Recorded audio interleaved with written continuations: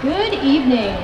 My name is Grace McClain. And I'm Julie Hawkins. And on behalf of Student Council, we welcome you to our 2021 Boerne Champion High School Homecoming Coronation. Students at Campo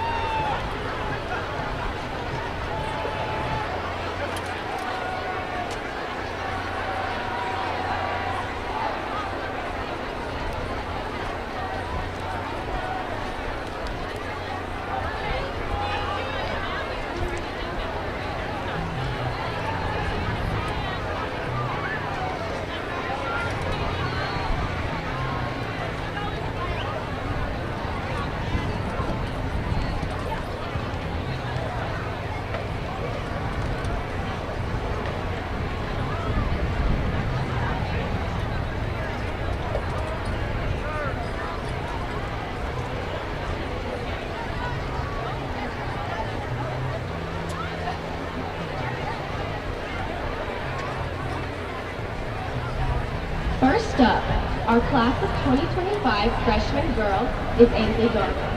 Ainsley is the daughter of Chad and Jamie Gardner and is a multi-sport athlete who plays basketball, soccer, and runs track. She is also an accomplished student, receiving A honor roll in the Outstanding Student Award.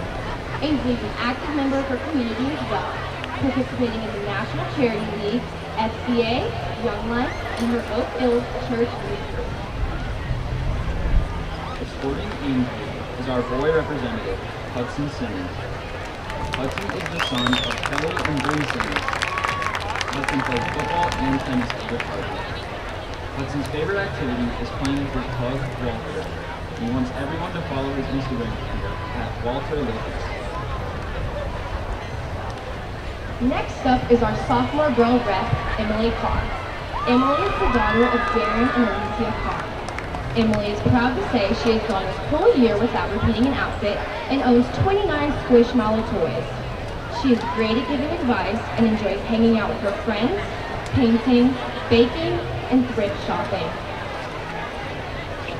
Escorting Emily is Frank Davis, son of Frank and Kathleen Davis. Frank plays for the JV Charter football team and enjoys spending his free time hanging out with his friends. Our junior girl representative is Kennedy Holcomb. Kennedy is the daughter of Robert and Janine Holcomb.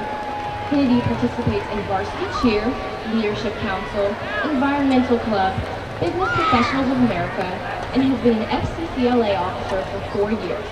Kennedy would also like everyone to know she's hilarious and absolutely loves to go shopping. Escorting Kennedy is Eric Barber, son of Randy and Leanne Barber. Eric plays for the Chargers football team, played a keyboard in last year's musical Grease, won various awards in leadership training for couples, and acts for center stage possibilities. Eric also plays basketball and cycle in the Special Olympics, and in the very short amount of time he spends at home, Eric likes to watch movies, listen to music, and get people to take him to water. And finally, for our class of 2022 senior representatives, our first senior girl representative is Kendall Skipper. Kendall is the daughter of Ben and Catherine Skipper. She is a 3-year letterman for Charger girls basketball and the defensive MVP. Kendall also participates in the Leadership Council, NHS, and has perfected the ultimate oatmeal chocolate chip cookie recipe in her foods. Kendall enjoys painting, spending way too much money on Starbucks and Mary's Tacos, and forcing Braxton to bring her Starbucks and Mary's Tacos. She plans on studying architecture and civil engineering at Texas Tech University next fall. Escorting Kendall is Braxton Burdick, son of Brad and Courtney Burdick. Braxton plays basketball for the Chargers and has received the awards as District Offensive MVP and making the express moves 5A All-Area team. Braxton also participates in the Leadership Council and would like everyone to know that he would smoke Connor Hooker in a race. He enjoys spending every waking moment getting games and babysitting Kendall. Braxton plans to study finance and play basketball at a university he decides to commit to. Escorting, our next senior girl representative is Lacey Asher. Lacey is the daughter of Wes and Michelle Asher. Lacey is the president of FFA and a member of the BISD Student Advisory Council. Lacey enjoys playing soccer, entering her doodles into art competitions, and watching Avatar: The Last Airbender. She plans to study kinesiology with a focus in sports medicine and hopes of becoming a physical therapist one day. Escorting Lacey is DJ Boney, son of Stephen and Heather Boney. DJ is co-president of Choir and Theater, a national thespian, and played Jack Warden in the CHS production of The Importance of Being Honest. DJ's proudest accomplishments are beating the Ender Dragon and getting a girlfriend. DJ enjoys Star Wars, Legos, hanging out with the boys, and making quesadillas. He plans on serving a mission for the Church of Jesus Christ, going to college at BYU or BYU Idaho, and being happy. Next up is senior girl Riley Berkey, daughter of Russell Berkey and Mama B. Riley is a 4-year track letterman and 3-year soccer letterman, and is the parliamentarian of Student Council. Riley loves playing spike ball, hiking, and playing running back for the class of 2022 Powder Puff team. Riley can jump her car in an impressive 1 minute and 41 seconds, and has survived almost 18 years of living in her older sister Reese's shadow. She plans to run track collegiately by competing in the heptathlon. Escorting Riley is Maddox Wilson, son of Chad and Tiffany Wilson. Maddox is a 4-year tennis letterman and an active member of the Student Council and Bernie Buddies. Maddox is the king of mosh pits at school dances and is proud to have asked Riley Berkey to homecoming freshman year. Maddox enjoys singing in the shower and playing Pokemon Go. He hopes to major in business at a university he decides to attend. Next is Olivia Farias, daughter of Victor and Jennifer Farias. Olivia is a member of the varsity soccer team, Student Council, a leader of FCA, has received the NHS Service Award, and is most definitely Coldplay's #1 fan. Olivia enjoys singing, being active, watching the sky, discussing the curious lives of orca whales, and consistently getting destroyed in Mario Kart by Jacob Gresham. She plans to either pursue a career in music or study marine life in the future. Escorting Olivia is Big Juicy, Jacob Gresham. Jacob is the son of Wayne and Paula Gresham. Jacob is a captain of the varsity football team, a letterman in 3 sports, a member of the Student Council, an FCA leader, and an 8-time locker room spikeball champion. Jacob enjoys golfing, fishing, hanging out with his friends, and consistently destroying Olivia in Mario Kart. He plans to play college baseball and attend chiropractic school. Our final girl representative is Aubrey Wilson. Aubrey is the daughter of Matt and Terry Wilson. Aubrey has participated in Charger Cheer for the past 3 years and is the varsity skills officer for this year. Aubrey enjoys not listening to music while driving, obsessively cleaning her car, and making frequent trips to Chick-fil-A. She plans to attend the University of Mississippi and major in business. Escorting Aubrey is Carson Schwartz, son of Curtis and Maria Schwartz. Carson played for our Charger football team and was awarded first team All-District D lineman last year. Carson is very proud to say he was voted on for homecoming and loves taking short walks on the beach and drinking sodas with no carbonation. He plans to play college football at a university he decides to attend. And now, to announce our winners for this year's homecoming court. First up, our homecoming boot for this year is Carson Schwartz.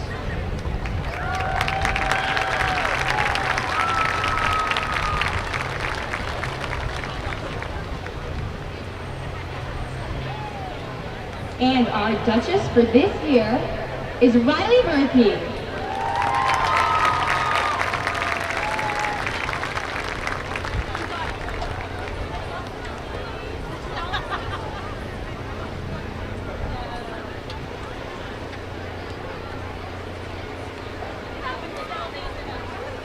Next, our homecoming prince is Jacob Gresham.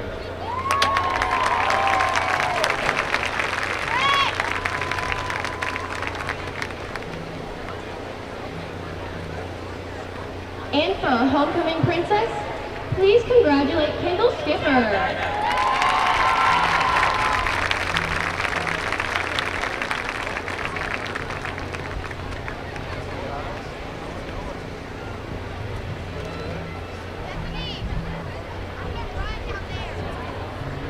And now, the moment we've all been waiting for. Our 2021 homecoming king is Maddox Wilfon.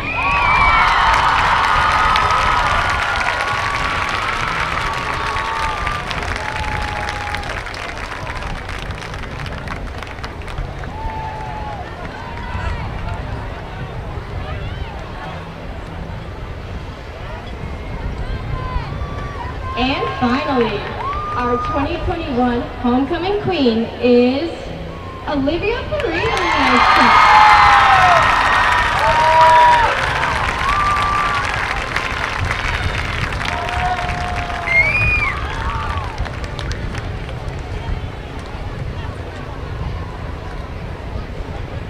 Let's give our homecoming court reps one final round of applause.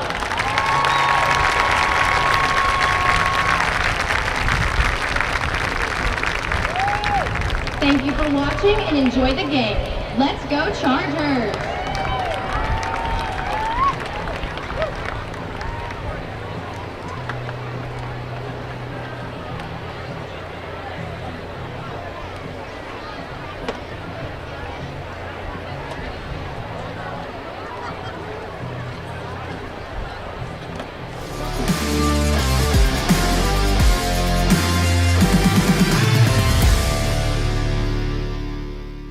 I'm Goldberg, and you're watching the Chargers Sports Network. Who's next?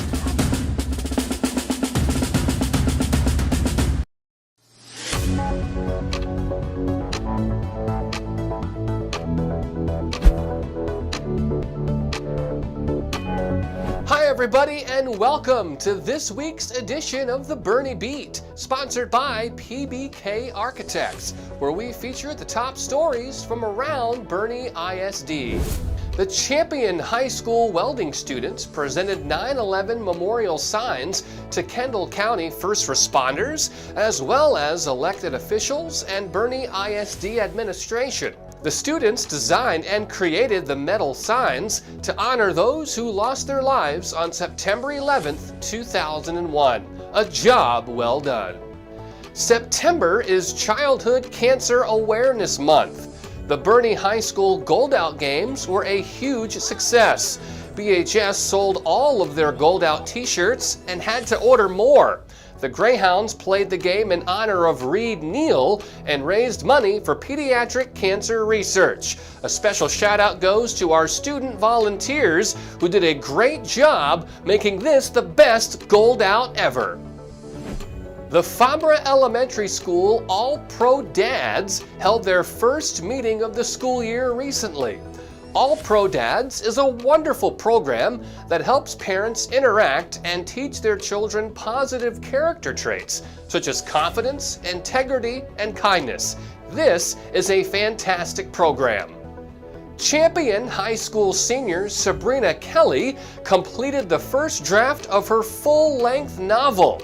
Sabrina will now work on refining the novel, as well as complete the second draft and outline the sequel. We can't wait to read it. Congratulations. The Boerne ISD Student Advisory Council held their first meeting this week with Superintendent Dr. Thomas Price.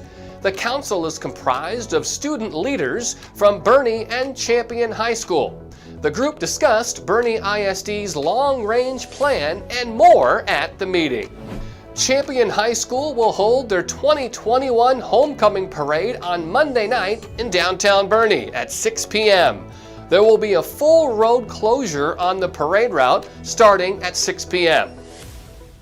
And now, here are the photos of the week from across Boerne ISD.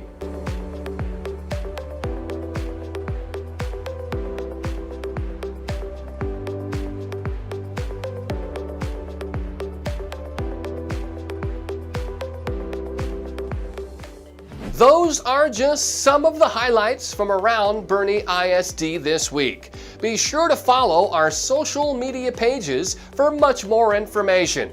Thank you as always for watching and have a great weekend.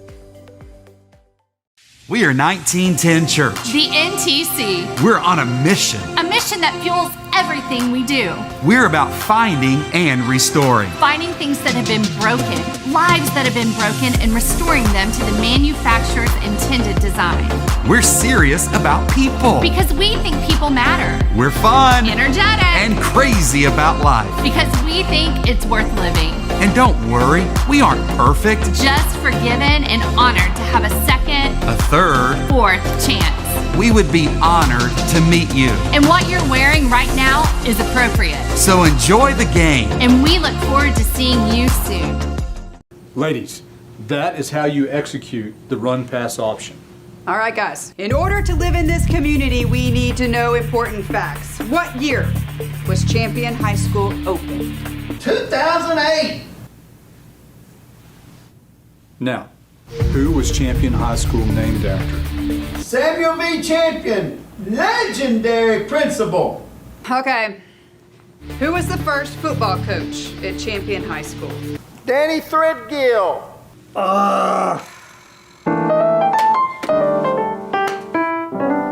Danny T. Everybody knows that. Yeah.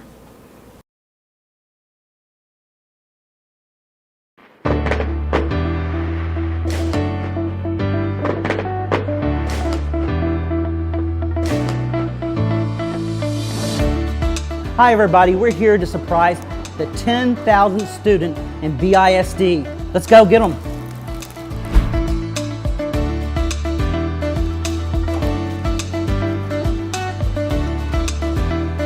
So I have a pretty big surprise to share.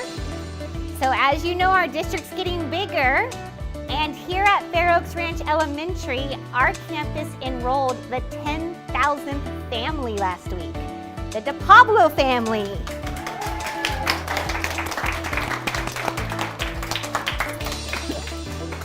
Congratulations on being the 10,000th student in Boerne ISD history.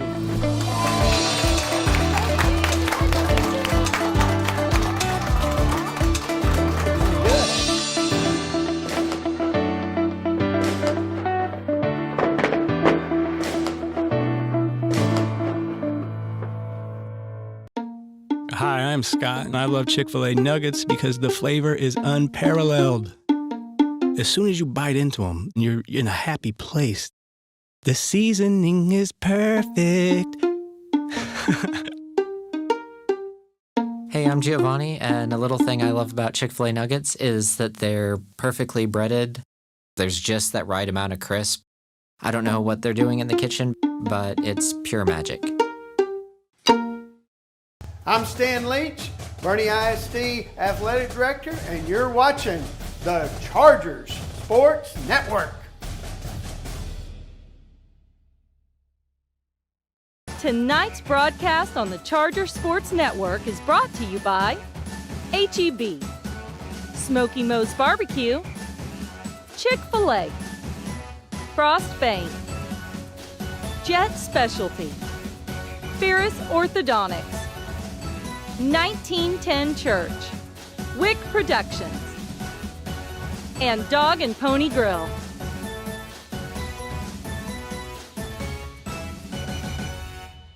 This game is going into overtime. At the Dog and Pony, we are calling it OT at the Pony, and we're open until 11 p.m. after Friday night home games. Head over to dogandponygrill.com if you'd like to order before you leave the stadium, and we'll have a Greyhound or Charger burger waiting for you. Dine in with us, grab a cold beverage, and enjoy the rest of the night with our full kitchen open until 11 p.m. Come on over, because we are ready for you. It isn't Taco Tuesday without the freshest tortillas. That's why H-E-B bakes tortillas fresh in store. Your kids won't eat tacos on Tuesday, or any day, without their favorite toppings. Good thing H-E-B has it all, including guacamole made fresh in store. It's been a really long week, and it's still only Tuesday. That's why H-E-B does all the shopping for you, so you can just pick it up with free curbside. No store does more to bring the best to your door. Shop the app or online and pick up curbside free at H-E-B. Hello, my name is Keith Kaiser. You may know me from the sidelines at Champion Charger football games. I'm here to talk to you about eliminating a real condition called hangry tummy. Symptoms include irritability, inability to concentrate, lack of energy, and the most common symptom. Thankfully, there's a cure, Smoky Moe's Barbecue. Hey, where's the Smoky Moe's Barbecue? Sorry, Coach. We had hangry tummy. Another Smoky Moe's Barbecue success story.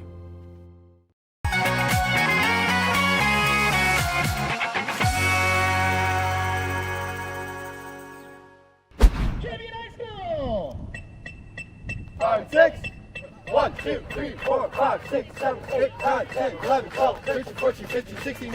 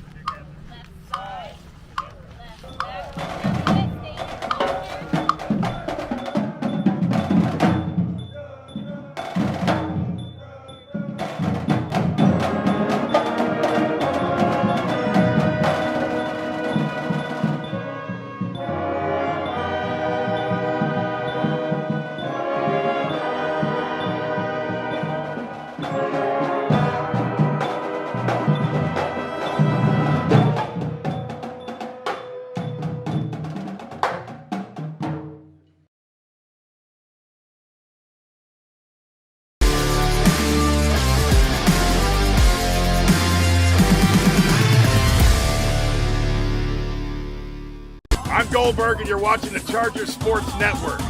Who's next?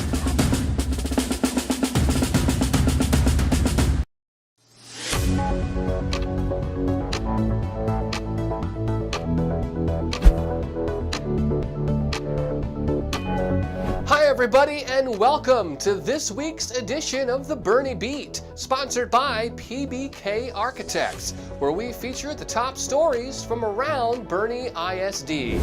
The Champion High School welding students presented 9/11 memorial signs to Kendall County first responders, as well as elected officials and Boerne ISD administration. The students designed and created the metal signs to honor those who lost their lives on September 11th, 2001. A job well done.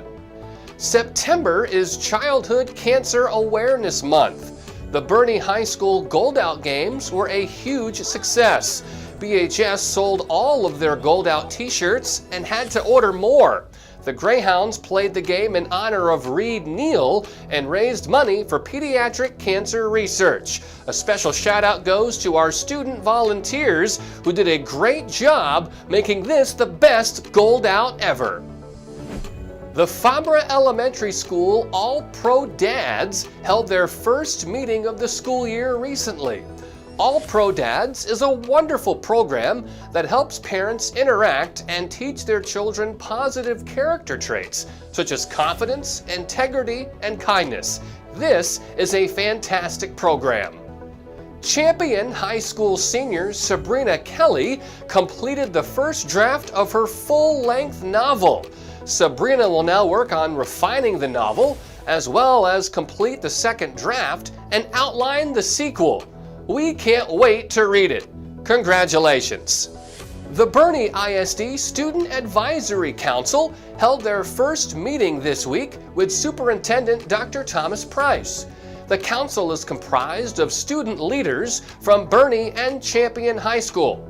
The group discussed Boerne ISD's long-range plan and more at the meeting. Champion High School will hold their 2021 homecoming parade on Monday night in downtown Boerne at 6 p.m. There will be a full road closure on the parade route starting at 6 p.m. And now, here are the photos of the week from across Boerne ISD.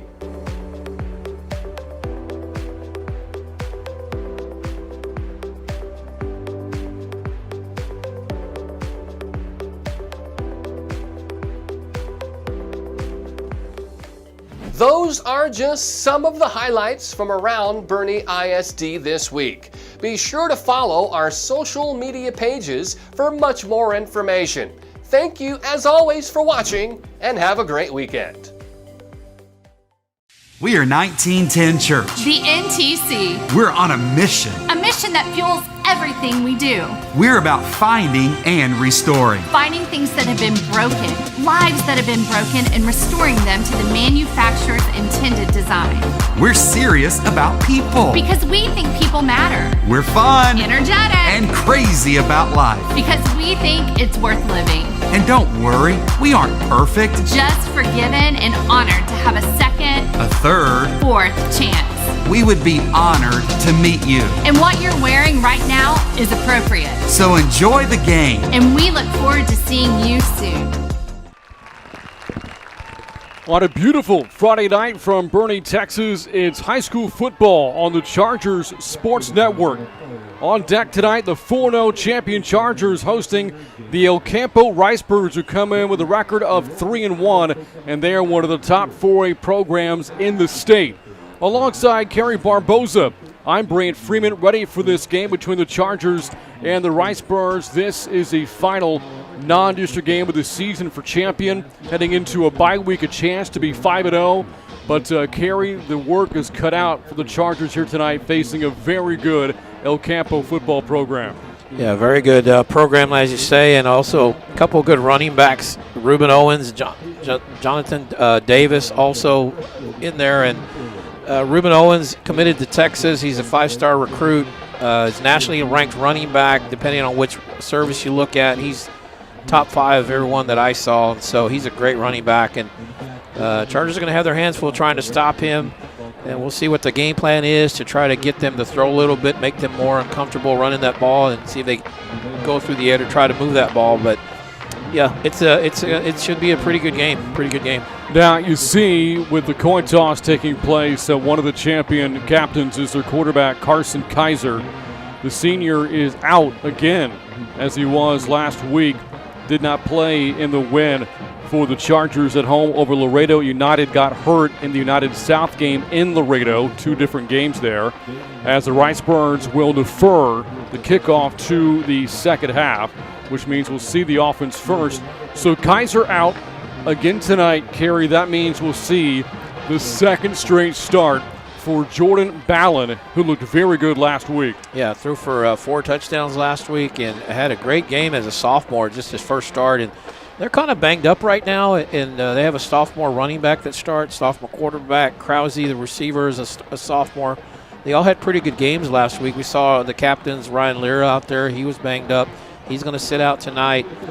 Davis Pike's also sitting out tonight. So 7 starters, I believe, are out for the Chargers. So it's all about getting them ready. They go to bye next week. They're trying to get ready for district, and they should have most, if not all, back by district is what they're hoping. But, yeah, Jordan Ballin, a great game as a sophomore.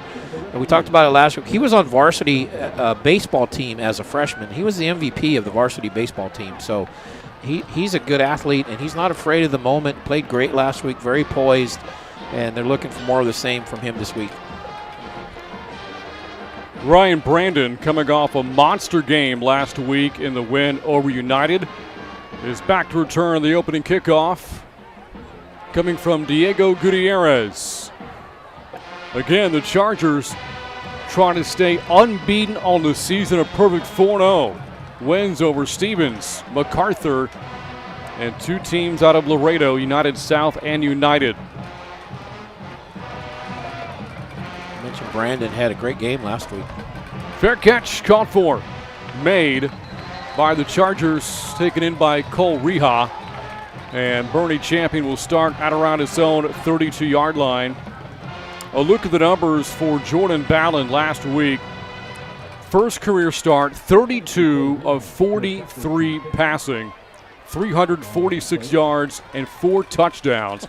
Not big in stature, Carey, but big in performance last week. Yeah, and like I said, some of their offense, they have to roll him out of the pocket because he's only about 5'7" or so. So he can't see over some of his linemen, so they have to roll him out so he has some clear line of vision. But very effective, and he's a good runner. He can run. He doesn't mind doing that. He's a tough kid, and he's very poised for his sophomore age. And a quick penalty as they're moving the ball back, it appears.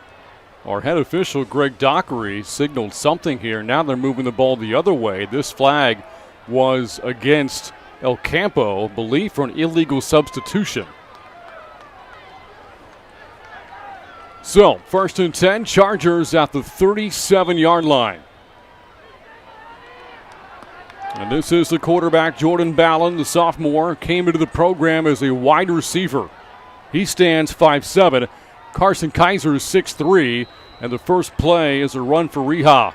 That loses yardage and first down. Well, Reha had a great game in Laredo, ran for 180 yards in Laredo. Last week also had a touchdown as well last week. That $180 came against United South on the road. 63 yards rushing last week of the win over United. Reha again, and the Ricebirds are there. Coming into the tackle for El Campo is DK Norman. 2 plays to start the game here, Carey, and Champion finds itself in 3rd and long. Yeah, and I think they're going to get backed up. Well, there's a penalty. Let's see what it is. Maybe they're going to get a little bit of help here. 5 yards, it looks like. Maybe El Campo was offsides, didn't see when the flag was thrown, but Champion will take it. First penalty of the game against the Ricebirds, or second penalty, I beg your pardon. And a tackle for loss. El Campo all over that. Coming up with a stop there for the Ricebirds, Jacob Lopez, a first-team All-District linebacker a year ago, and it is 3rd and long here for Champion. And that pocket didn't hold up very long. Balance sitting in there, and it started to collapse. He tried to bail out and run forward, but just nowhere to go that time. So far for the Chargers, minus 6 yards of offense on this opening possession. And the Ricebirds are playing press coverage here. Here's the blitz. Ballin on the run. Flag is in again. And it's possible El Campo was offsides again. The flag came from the far side of the field. And we'll wait to see what happens here after the third down play was short of the sticks. They have more penalty yards. Their offense has gained more on penalty yards than they have on actual yards, and that's going to be 5 yards. The third penalty for the Ricebirds on this drive.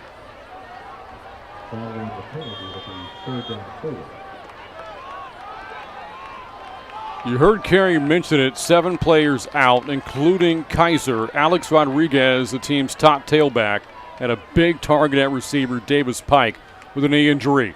Ballin over the middle, it's caught. Flag is into the secondary after the catch was made by Ryan Brandon. Flag thrown back at the 40-yard line.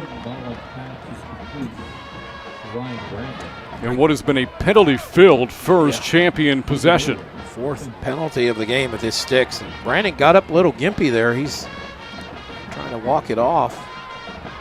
But great catch, great hold. It's going to be a hold on the defense, though. The Klein didn't take the game, but it's a gain of 15 yards there for the Chargers. Talked about the big game for Brandon last week. 12 catches, more than 160 yards receiving, 3 touchdowns, including a 95-yarder. First down, Reha. Bounces to his right, got tripped up, and there is Lopez again for the Ricebirds. And that'll bring up second down and 11. Well, the thing about Brandon is of course, what makes him so effective is Davis Pike's usually on the other side. And so defenses have to worry about both those guys. We'll see how long the Ricebirds figure out that Pike's not playing, and are they going to maybe double team Brandon? We'll see. From the El Campo 42, Ballin lofts that complete. Brandon again. Angles to the sidelines, out at the 36. And that's good for 6 yards to make third down manageable. And again, you saw it last week, Carey, when Davis Pike left the game early with an injury. Ballin looked Ryan Brandon's way early and often. 12 catches last Friday. Yeah, had a great possession guy, just getting first downs for him left and right. And really, and Krause had a great game as a sophomore too. He was looking for Krause as well quite a bit. The Chargers have to reach the 31 for a first down. Reha motions out of the backfield and drops a swing pass. Another penalty marker thrown on the play. Right now as it stands, it's fourth down and 5. That was kind of almost dangerous for Cannon Brooks. Almost got popped, but incomplete. Chop block. And El Campo's going to take that penalty and force this into third down and 20.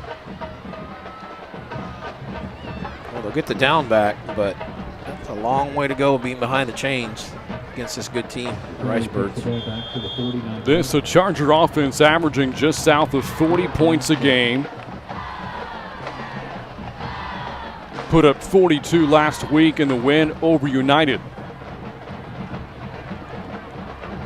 After the 15-yard penalty, the Chargers tasked with having to reach the Ricebirds 31 to convert. Ballin lofting that deep, and it's intercepted. Picked off by Reuben Owens. Guess who? Well, we know he's a great offensive player, but he's also playing a little bit of safety back there, and kind of just caught that ball like a center fielder. And that's not a bad interception because that's almost like a punt, basically, without any kind of return. So they still have 78 yards to go, but not a bad throw there. So the game's first turnover comes with 9:16 to go here in the first quarter. And for the Chargers, just their second turnover of the season. The only other one came in the 56-0 rout of 6A San Antonio MacArthur. And here is this run-heavy, high-scoring El Campo offense to work at the 22. And this is Owens. Reuben Owens, who just had the pick, picks up 11 yards and a first down. He's got 764 yards coming in 4 games, 13 touchdowns. He's averaging about 11 yards a carry, so every time he touches the ball, he gets you a first down, basically. Think about this. Reuben Owens has played in 15 career games. 13 times he's gone over the century mark. And in those 15 games, he's already eclipsed 2,200 yards rushing. He's only a junior. On first down, flag is in, run to the left. And right around the 40-yard line goes Stephen Norman. If this flag is accepted, it will be the 5th accepted penalty of the first 3 minutes. And it's illegal procedure, illegal formation rather, against El Campo. Well, Chargers, they're obviously aware of the running backs that El Campo has, so they're going to sell out and try to stop that run. The Chargers defensively have been good stopping the run this season. Opponents are only averaging 56 yards a game, but they've played pass-happy offenses. This is the antithesis of that. Yeah. On 1st and 15, Owens to his right and gets the penalty yardage back and a yard more on a gain of 6 for Reuben Owens. One of the top running back recruits in the nation. And when you're able to decommit from Texas, yeah, that says how good you are. And you see that cut, how quick that cut was? He just kind of cut on a dime. And he's looking at his video film of him. He's kind of an upright runner. Kind of reminds me of Dickerson, where he just kind of runs straight up. Doesn't really hunch. Just runs straight up, but he's fast. I've got him in a Wildcat here. Owens has thrown some passes this year. Before the snap, I think may have a timeout. And yes, timeout taken by the Ricebirds. That is their first, and it comes with 8:17 to go in the first quarter. This is El Campo's first possession of the game. The Ricebirds coming off a thumping of Wharton last week, 70-21, putting up well over 500 yards of offense, 8 rushing touchdowns. A name we haven't called yet, Carey, is Jontre Davis, the senior fullback. He himself, a highly recruited running back, scored 3 touchdowns last week and ran for more than 200. Yeah, and he's a senior, and so they give both of them work, and what a luxury as a coach to have those types of running backs in your backfield. And Owens has 764 yards. Davis has 554 yards. So just both outstanding backs and both being recruited. And each running back is giving you a first down per carry. You heard carry by using, obviously your name not spelled like it would be for running back carry, but Owens is averaging more than 11 yards an attempt, while Davis is more than 13 yards per carry. Ricebirds staying with a Wildcat. Owens hands it off. Big hole off the left side, accelerating inside of midfield. Flying down the sidelines. DK Ward. Touchdown, El Campo. 68 yards for the touchdown. That time, Owens was kind of eye candy. He was just kind of back there. He just kind of handed the ball off, and maybe that threw the champion defense off a little bit as Ricebirds kind of line up swinging gate formation here. But what a great run. Goes for 68 yards. DK Ward on the Wildcat play takes it in for the long touchdown. And out for the point after, Diego Gutierrez, who has not missed a PAT this year. And that streak continues. 8:05 to go, opening quarter. El Campo strikes first on top here at Boerne ISD Stadium, 7-0. We're back after this on the Chargers Sports Network.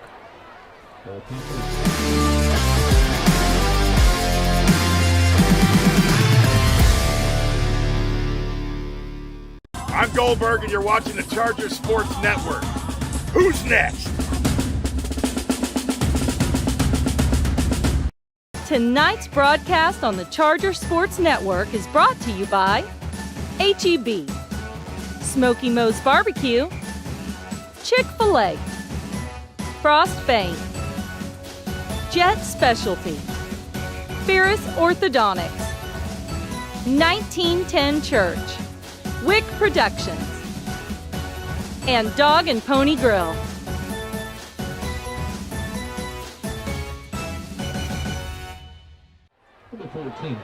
We gave you the stat. Boerne Champions defense only giving up 56 rushing yards per game, but the Ricebirds strike on a 68-yard run. A lightning-quick 3-play drive for El Campo. DK Ward, the long touchdown. And here is Brandon on the kick return from the 25. Brandon out to the 40-yard line. Well, they brought Brandon up instead of him being the lone man back. They brought him up because if they're gonna kick just to the side like that, why not see if he can do something with the ball on that? And that's where he was sitting. So the Wildcat there moments ago for El Campo with Ruben Owens in that Wildcat position. He himself is such a threat. That's an effective look there for El Campo. We saw him scoring a 68-yarder. I don't think anybody thought he was going to hand it off, so I think they were just focused on him, and the running back just blew it open. Ward. Flag in on this play. Ballin harassed and taken down as he got rid of it. Somehow able to complete it to the 44 on a short gain. As again, DK Norman was coming in to hit him. That was a pretty good throw there by Ballin. He was running away backwards. It's going to be on the Ricebirds. Another offsides call. I guess if you're Chad Worrell, El Campo's head coach, if you're going to commit penalties, don't do it for anything more than 5 yards. Yeah. So far they haven't, and it hasn't hurt them. So they'll take the gain and not the pass. On 1st and 5, Ballin incomplete. Looking for Ryan Brandon. Brings up 2nd down and 5. Think about this number. So the Chargers offensively have 29 yards of offense, but they've picked up 25 yards in penalties. Yeah. And that throw, we saw that a lot last week. Probably about 15 to 20 throws of Ballin's were just that short 5-yard out. It just getting them comfortable, moving them out of that pocket, and it was effective for them. On 2nd and 5, option play. Ballin's going to keep it. Gang tackled after a gain of a yard. And on the stop there for the Ricebirds, Carson Whittington. And what I picked up on here early on, Kerry, 8 in the box constantly here for El Campo. Yeah, and that was great defense there because really Ballin didn't even have the chance to pitch that ball. It was an option, like you said, but there was he didn't even have time to move the ball and think about pitching it. He just had to eat it. Again, press coverage, 8 in the box for the Ricebirds. Here's the blitz. Ballin, incomplete. Off the hands of Ryan Brandon, threw that behind him. And it looks like that Coach Kaiser will send in the punting unit. And normally, Carson is the punter. It looks like Krause's going to be out there, but Carson Kaiser is the punter. And so the defense has to always be aware of the fact that he could throw out of that punting formation, but it looks like they're going to straightaway punt it. Krause punted twice last week in the win over Laredo United. Angles that out of bounds and does not give Owens a chance to return. And that will go down as a 32-yard punt. A short possession there for the Chargers, 3 and out. Only took a minute off the clock, and that means that Chad Worrell will send back out Ruben Owens and this Ricebirds offense. Yeah, tough possession there. Chargers, remember, they got 5 yards on a penalty, so they only had a 1st and 5, and they're only able to get 1 yard from that point on. And so we know about El Campo, how great their offense is, but their defense has been pretty impressive so far, too, in the 2 possessions. They held Warden to 21 points last week, the best the defense has played this year in terms of points surrendered. El Campo having issues getting set on offense. Here's motion, the Wildcat again. Owens keeps it himself, bouncing it to his left, sheds a tackle. There he goes. racing down the sidelines and out of bounds at the Charger 45. 31-yard run for Reuben Owens. Yeah, so elusive. And talk about his upright running style. He doesn't really hunch when he runs. He's a track guy. He was a medalist, I think, as a sophomore in long jump. So he's quite an athlete. And just upright running style, but he's really fast. So don't be deceived by the fact he doesn't hunch over when he runs. Already 3 carries, 48 yards for Owens in this game. And the Ricebirds stay in the Wildcat offense. Boy, but again, the pre-snap issues with El Campo, a problem, as Coach Worrell calls for his second timeout. Let's talk more about El Campo's head coach, Chad Worrell, in his first season with the Ricebirds. Came over from Brock High School, where he was for 10 years, built that program from the ground up, and won a state championship at Brock back in 2015. Took that program to the state tournament 4 times, and he inherited a pretty good situation here, Kerry, when you bring in athletes like Reuben Owens and John Trey Davis from the previous regime. Yeah, and they're a 4A team, remember, so Champion's a 5A. So they're going to do some really good things down in the 4A in the playoffs. They're going to be a tough team to deal with. Coming into 2021, El Campo, the 6th-ranked team in the state in Class 4A. We do have a loss, and that was to Fulshire. Owens had held to 114, if you want to say that. An off night for Reuben Owens, Yeah. sure. 1st and 10, the ball's on the ground. And it's still loose. It looked like Reed Young had a beat on it, but the Chargers come away with it. Turnover forced by Champion, and the first break of the game for the Chargers. Might have been Brendan Holland, not really sure who recovered that, but that ball just on the handoff, and that's kind of the problem when you have a running back that's not used to being a quarterback. Sometimes there's problems on the exchange, and took a long roll for the running back. Looked like he jumped on it, but it's squirted out the last second and recovered by the Chargers. 10th turnover that the Chargers have gotten this year. They forced 4 last week. And they take over now at the 45.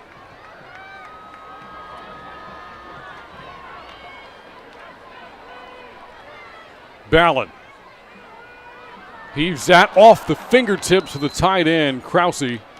Incomplete.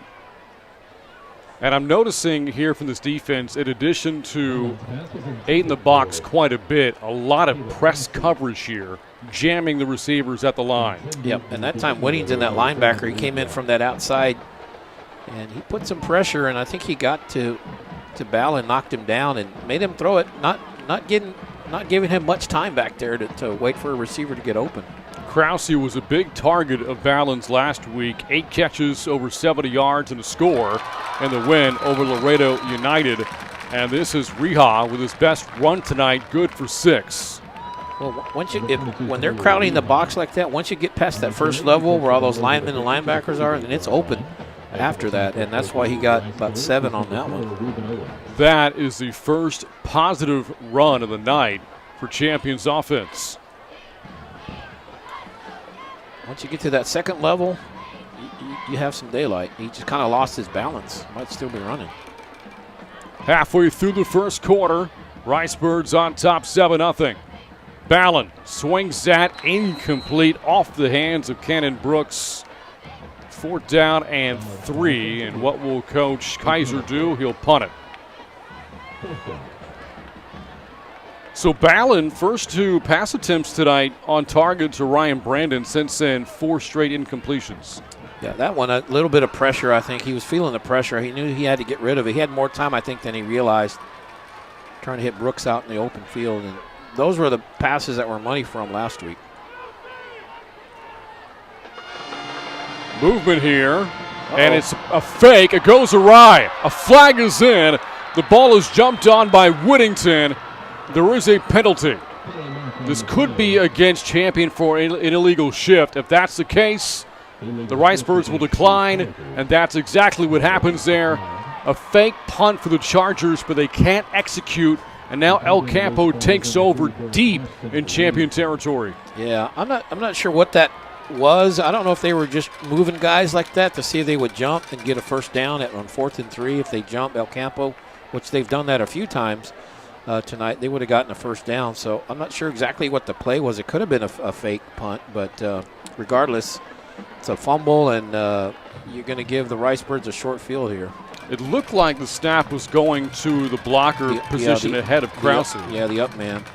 I think that was Evan Bates who was there. As we see Isaiah Anderson back at a quarterback. Owens charging up the middle. Cuts it back to his left, loses his hat, and that will cause him to come out for a play. Flag is in. Well, he got up pointing. I don't know if that's taunting. I'm not sure. He's going to have to come out for a play. Took a pretty good lick. And that's what you want to do if you're the Chargers. Hit him hard and hit him clean. The crew, led by Greg Dockery, talking things over at the 25.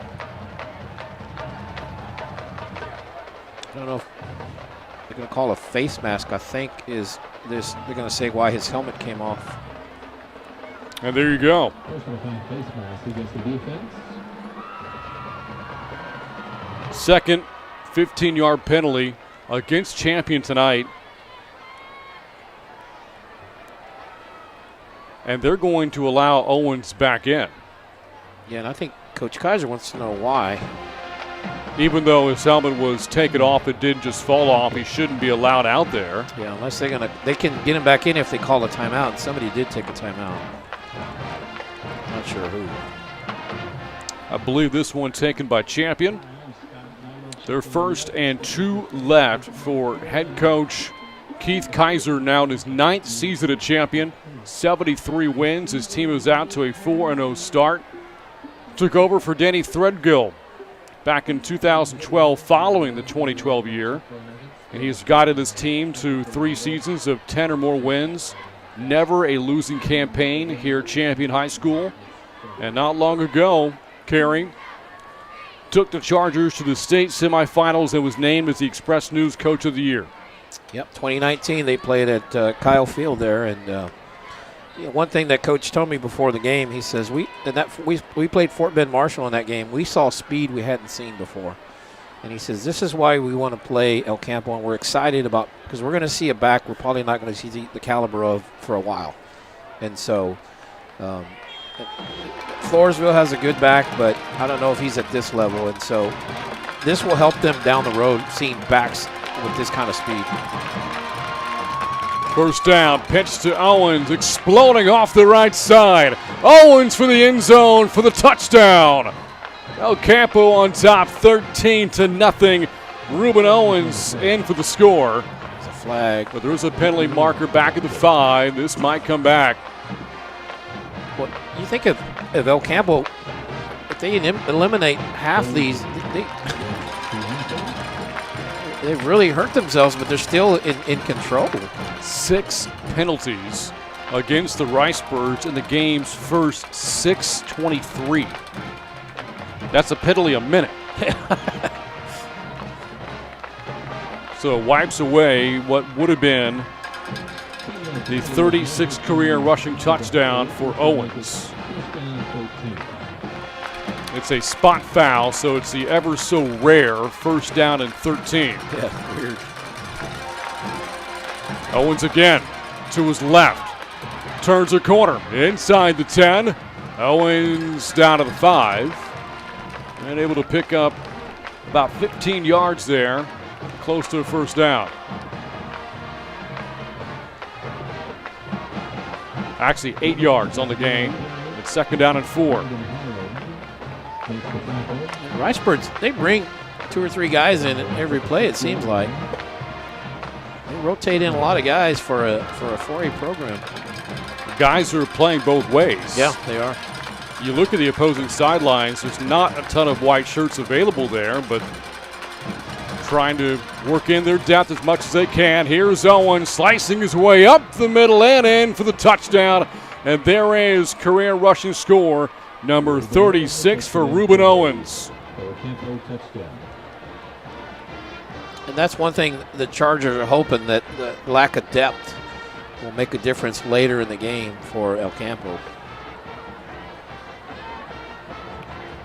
So again, this touchdown drive came off a short field after a muffed exchange to the punter Krause on what may have been a faked punt attempt by Champion. And the point after, inside the left upright, and it gives the Ricebirds a 14-0 lead. Under 5 to go in the first quarter. Back after this on the Chargers Sports Network.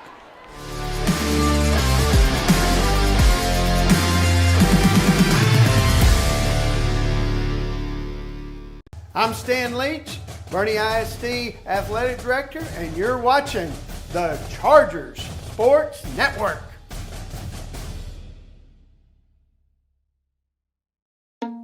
Hi, I'm Scott, and I love Chick-fil-A nuggets because the flavor is unparalleled. As soon as you bite into them, you're in a happy place. The seasoning is perfect. Hey, I'm Giovanni, and a little thing I love about Chick-fil-A nuggets is that they're perfectly breaded.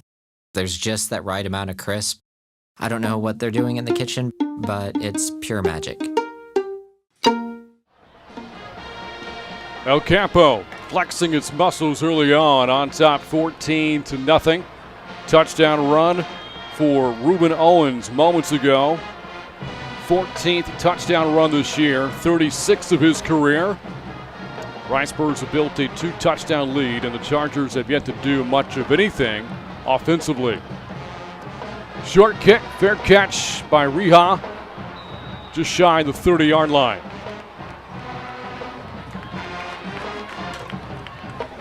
Sun setting here in the Hill Country. Beautiful night for high school football in Boerne. Lights on at Boerne ISD Stadium. Final non-district game of the year for both teams. Each also heading into a bye week after this game comes to a close. We were talking about during the break, Jonte Davis. We have not seen him, their other big back. He has not been out there.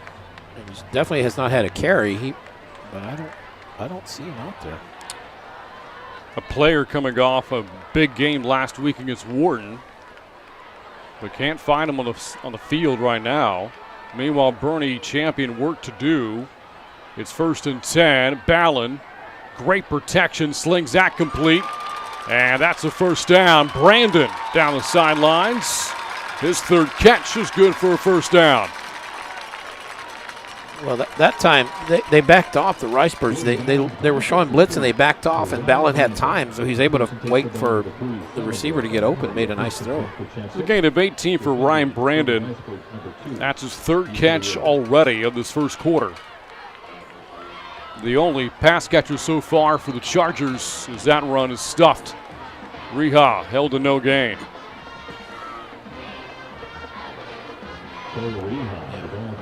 And that time they went back to kind of stuff in the box, and that's why Riha kind of got held up, no gain there. So they got away from it from that one play, the Ricebirds defense, and they gave up 18. So we'll see how much they continue to put pressure. Right now they got everybody up. They just have one safety back and other 10 men within 5 yards of the line of scrimmage. And now soft coverage here from the Ricebirds. Ballin looking left, pressured and able to dance away, and underthrows his target to the far side of the field, looking for Griffin Jones, a junior receiver. And that's going to bring up 3rd down and 10. And again, the Chargers last week were able to overwhelm Laredo United without Davis Pike for the majority of the game. He would be a valuable weapon out there right now. Yeah, he really would. And, right now, Brandon, he's being guarded by Ward, but they're not double teaming him. But with Pike out there, that'd be a threat on both ends. Ricebirds showing blitz. They'll bring 4. Letting it fly down the far side. Contact, and there are the flags. Looking deep for Kenan Brooks. And yet another flag called against El Campo, the first for 15. It is their 7th penalty of his first quarter. And they're winning 14-0. Imagine if they weren't making penalties. Yeah, this could be a little bit worse. And there it is, the call for defensive pass interference. And now the Chargers, the deepest they have been tonight. This will place a football inside the El Campo 40-yard line. It wasn't bad coverage on Brooks. I don't know that Brooks would have come up with that, but he interfered, and so you got to make that call. Brandon comes in motion. Swing pass his way. Brandon has a block from Brooks. Angling to his left. Ryan Brandon takes it inside the 30 and a first down pickup there for Champion on a gain of 11. Got a couple things going here. Got some big plays. This is the deepest they've gone in the Ricebirds territory. Let's see if they can keep this up.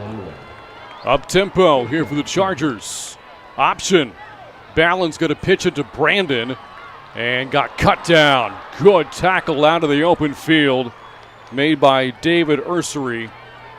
And a short game brings up 2nd down and 8.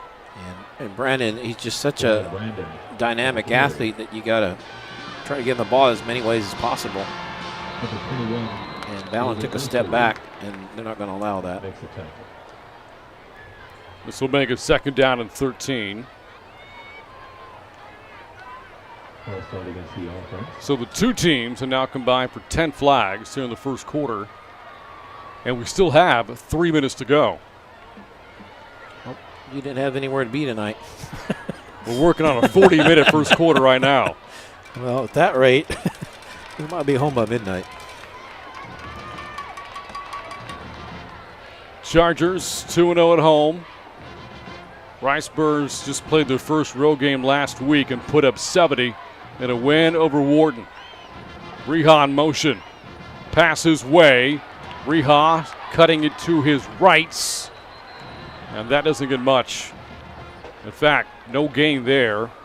There's a Ricebird player slow to get up. That's Hal Irwin, one of their linebackers. And now 3rd down and long coming up for Champion. And they tried that play earlier, and the other one was not complete, and this one went for no gain. So I don't know how much more we're going to see that. That play has not worked for them today. The Chargers need 13 for the first down. Here's the blitz. Ballin rolls left, has a receiver open, throws his way. Reha, but by the time he saw him, coverage rolled over to his side, and the pass is incomplete. And that time they brought the house on the blitz, and so Ballin just kind of bailed on that pocket, looking around. The only problem was the receiver. He was on one end of the field, and the receiver was completely the other side, so it took him a while to find him. Like you said, he was open for a second, but by the time he saw him and threw it, the secondary had recovered. It just wasn't much there. Again, Ballin was balling last week. Big numbers against Laredo United. But facing a stiffer challenge here tonight. And the offense stays out there for Coach Kaiser. Got one safety, that's it. Now they can move around a little bit. Ballin pressured. Gets it away and just got rid of it before he was taken down by Carson Whittington. And the Chargers turn it over on downs. I think they're going to look to see was that grounding. It wouldn't matter, though, because it would be the Ricebirds ball anyway. So El Campo getting ready for its 4th possession. They've scored touchdowns on 2 of the first 3 with a turnover sandwiched in between.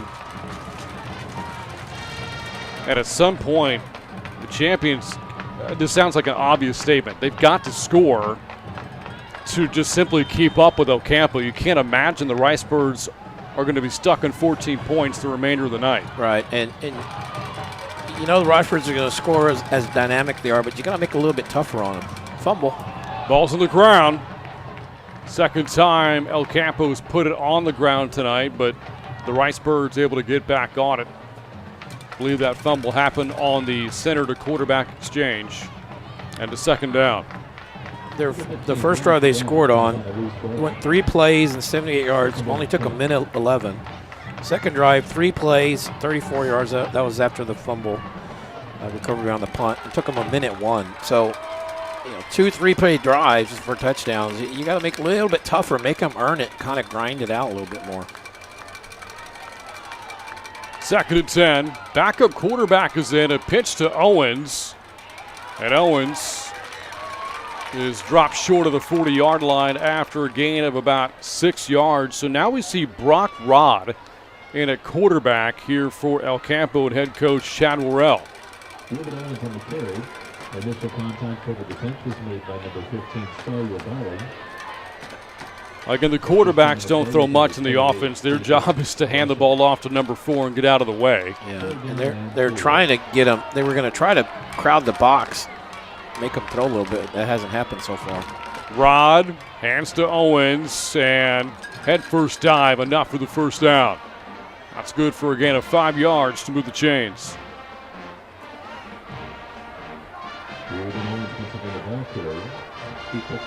Winding down to the final 10 seconds of the opening quarter, that may have been the final play.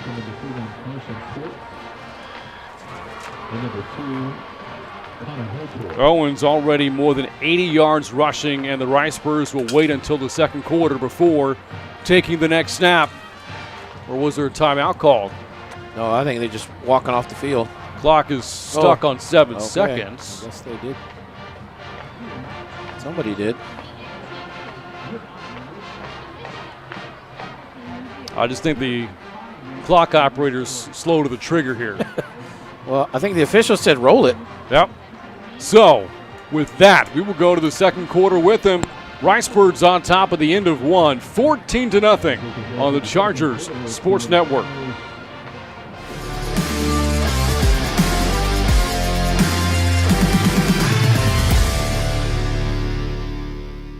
Hi, I'm Gina Devane, the Boerne ISD Athletic Secretary, and you're watching the Charger Sports Network.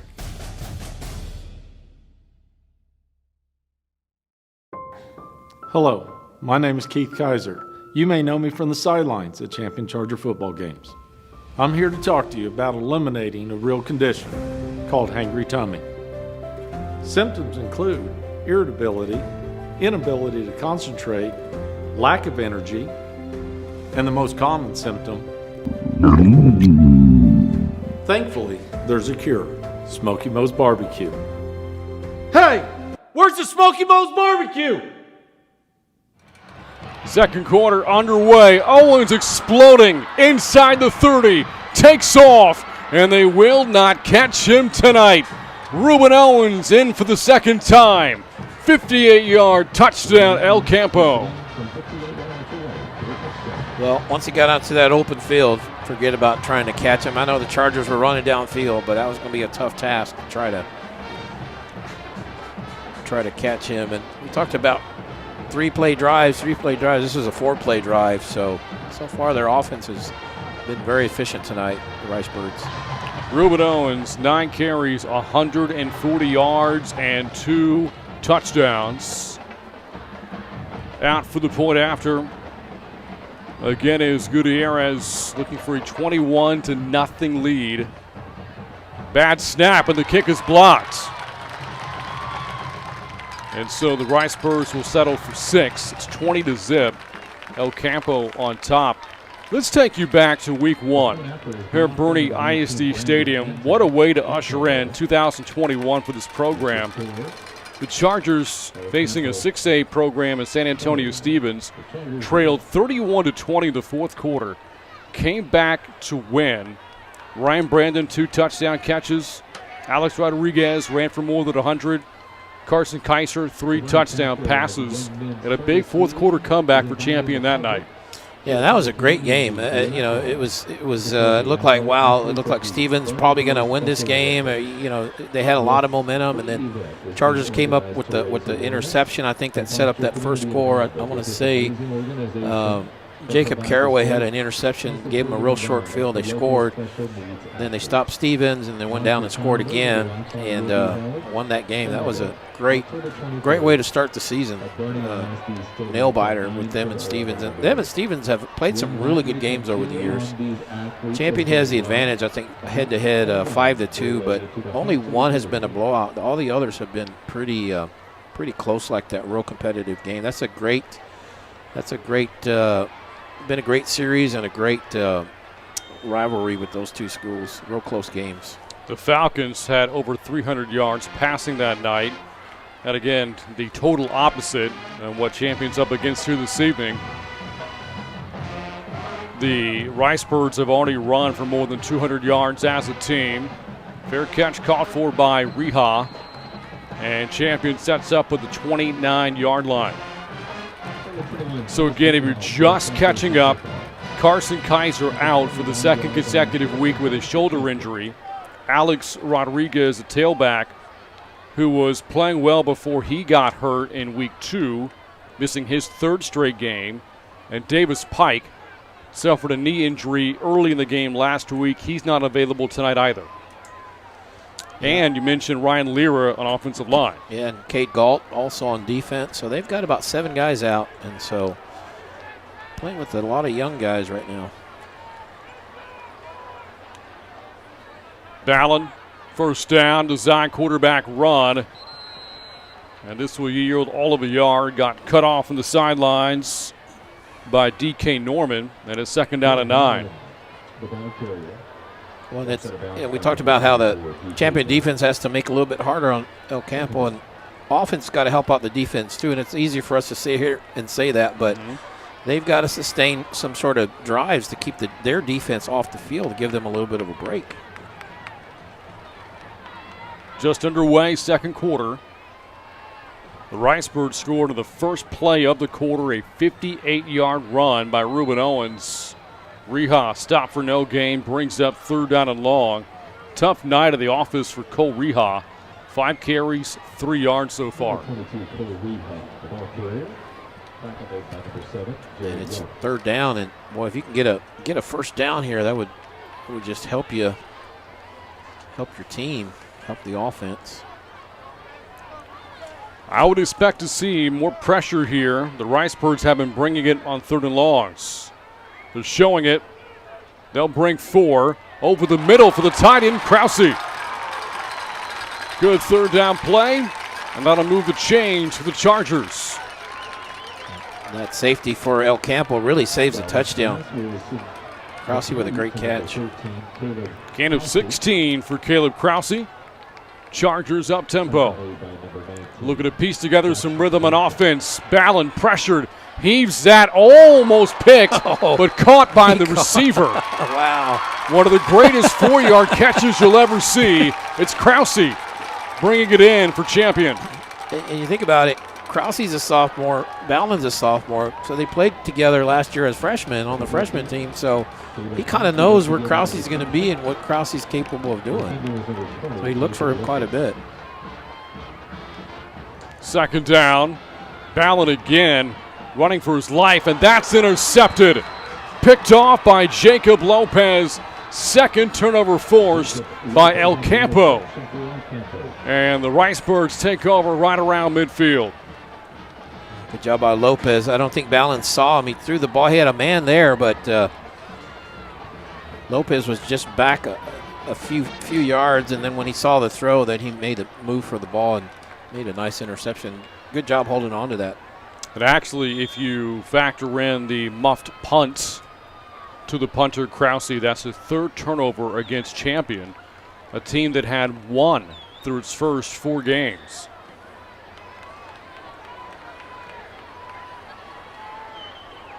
And now El Campo working with a short field.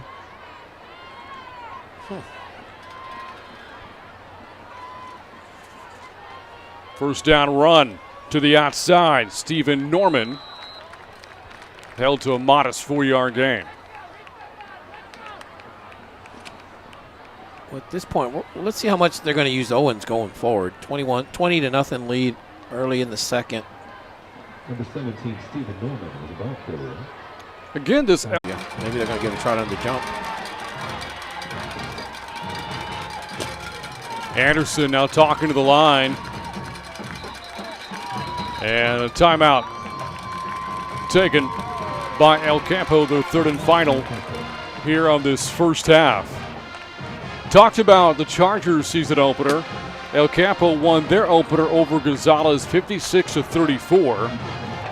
Owens and Jontre Davis, who again we have not seen on the field tonight, combined for over 340 yards rushing and 6 touchdowns in that season opening win.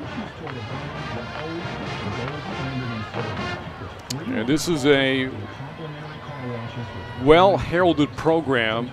The Ricebirds have been to the postseason 14 times over the past 15 years. Last year, a run to the region quarterfinals.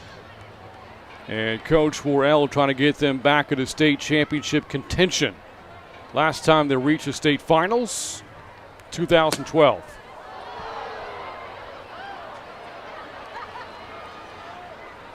Well, they're definitely in contention. They're definitely good enough to be up there. They hail from District 12 4A, and the opener next week for the Ricebirds will come against Stafford. 4th and a yard. Owens blocks to the outside. First down and more. Owens, 20, 10, all the way for the touchdown. On 4th and 1, a 43-yard gallop. Ricebirds maintain their control here tonight.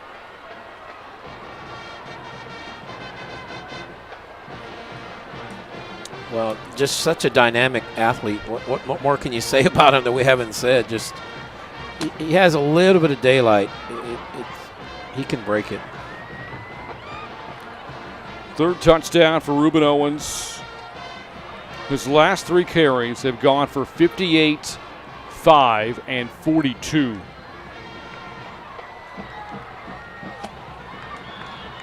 The point after, this one is good.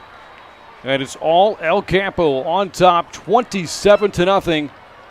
8:30 to go in the first half. Back after this on the Chargers Sports Network.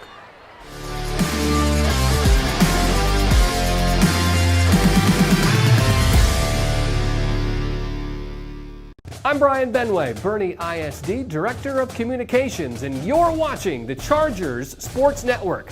Go Chargers!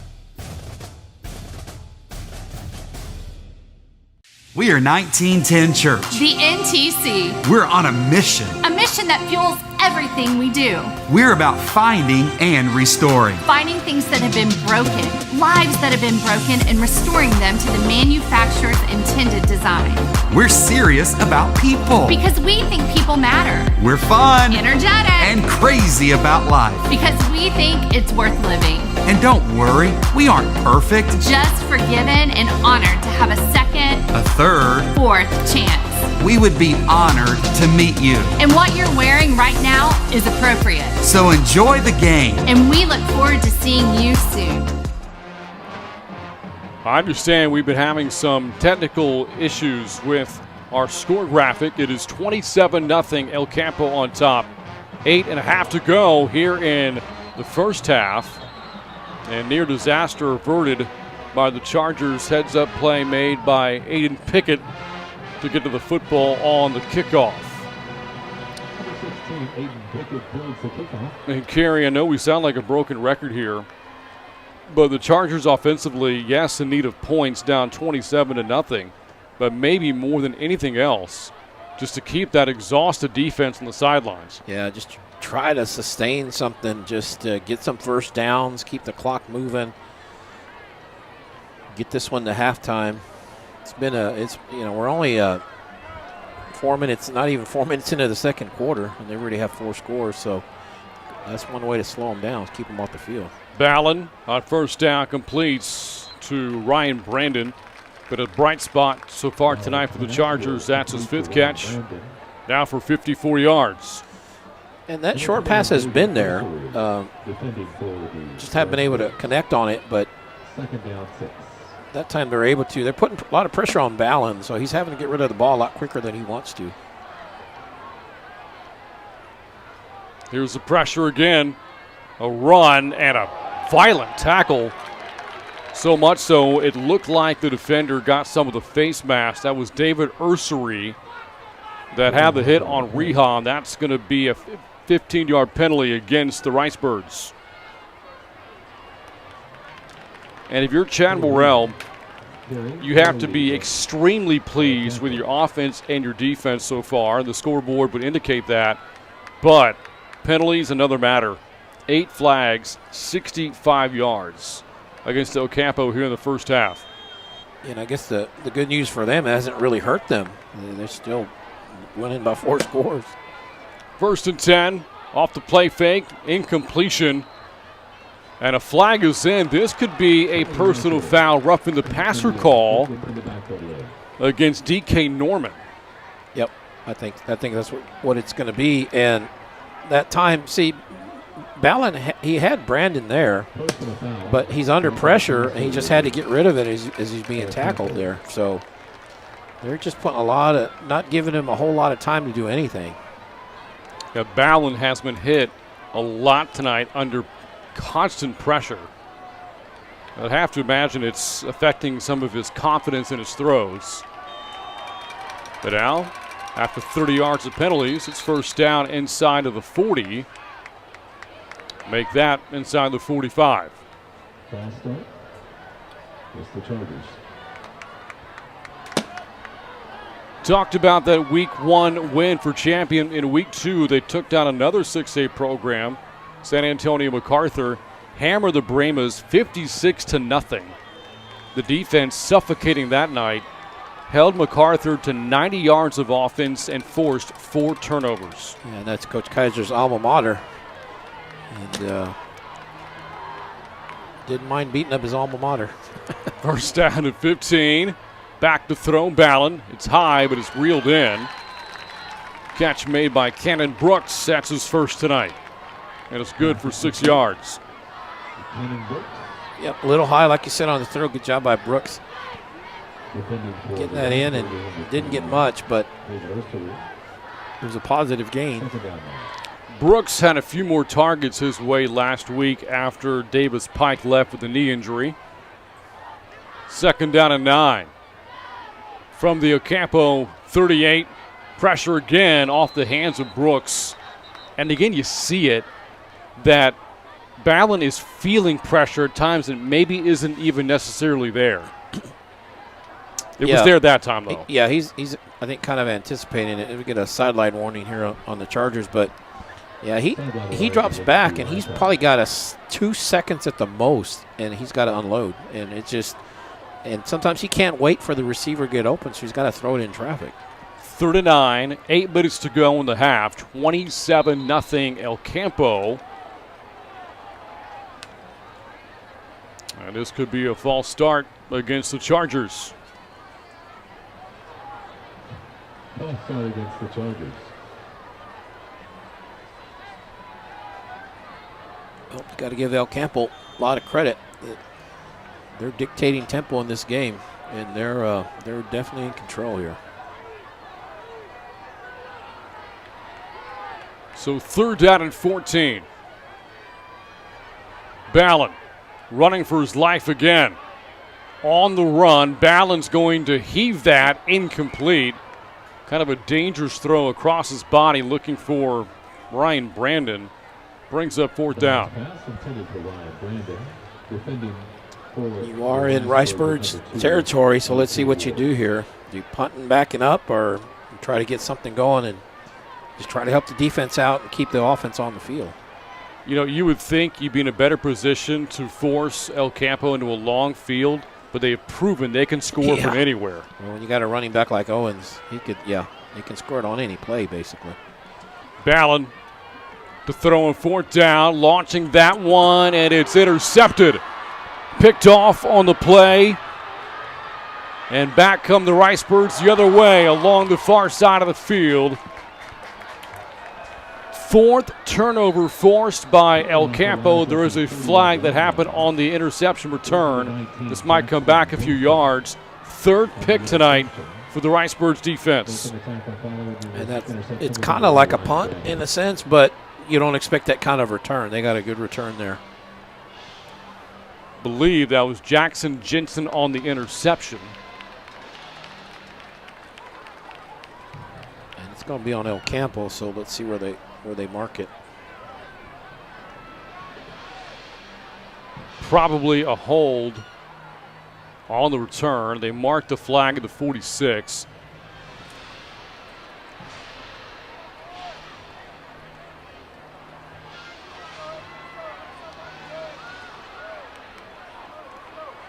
Well, and you know, we talk about Ballin just not having much time.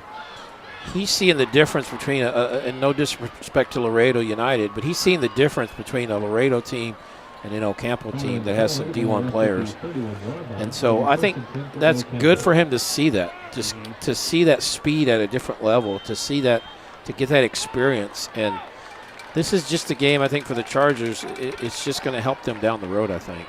That was another 15-yard penalty against the Ricebirds. Here's Rod to throw deep and almost hauled in. Nope. Hit the turf looking for TK Ward. Good effort, but incomplete pass brings up 2nd and 10.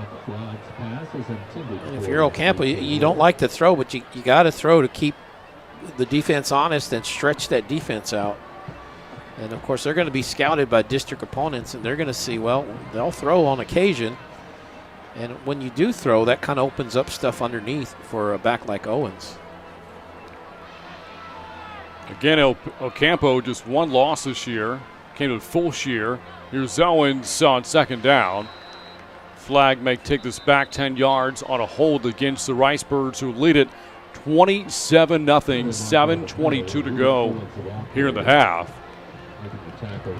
And the hold will now put the Ricebirds over the century mark and penalty yardage in this half. You usually don't have that in a game. No. You got it. And we still have 7 minutes to go. And we have most of the quarter to go, more than half of the quarter to go. With the way El Campo has played tonight, now you wonder just how good is Fulshear. They beat El Campo rather handily, 38-17. John Trey Davis just 19 yards rushing on 10 carries that night. You heard Carey mention the, quote, off night for Ruben Owens. 114. But the defense gave up a lot of big plays. They haven't given up any this evening. Here's Owens hurdling through defenders. And taken out of bounds at the 28 after a short, for him, short 7-yard pickup. Well, you think about El Campo up 27-0. How? What would the score be if they they don't make all these mistakes? And remember, there is a turnover on the ledger tonight for the Ricebirds as well.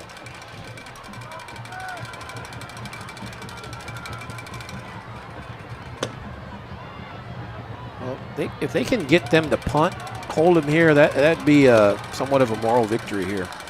3rd and 13. Rod rolls out, launching it deep. Ward, and the catch on the sidelines. He's got it inside the 45, but there is a flag back where the pass was thrown at the 18. I want to say it's going to be rough in the passer. So tack on 15 more yards. That was just a frustration there by the Chargers, frustration foul, but what a great catch. And, boy, if they could have held him, forced him to punt, that would have been huge. But El Campo comes up with a big play, extend the drive. Gain of 30 on the pass completion by Rod to Ward, and a 45-yard play following the penalty, which they haven't marked off yet. Yeah, they haven't. That's where he caught it at the 43.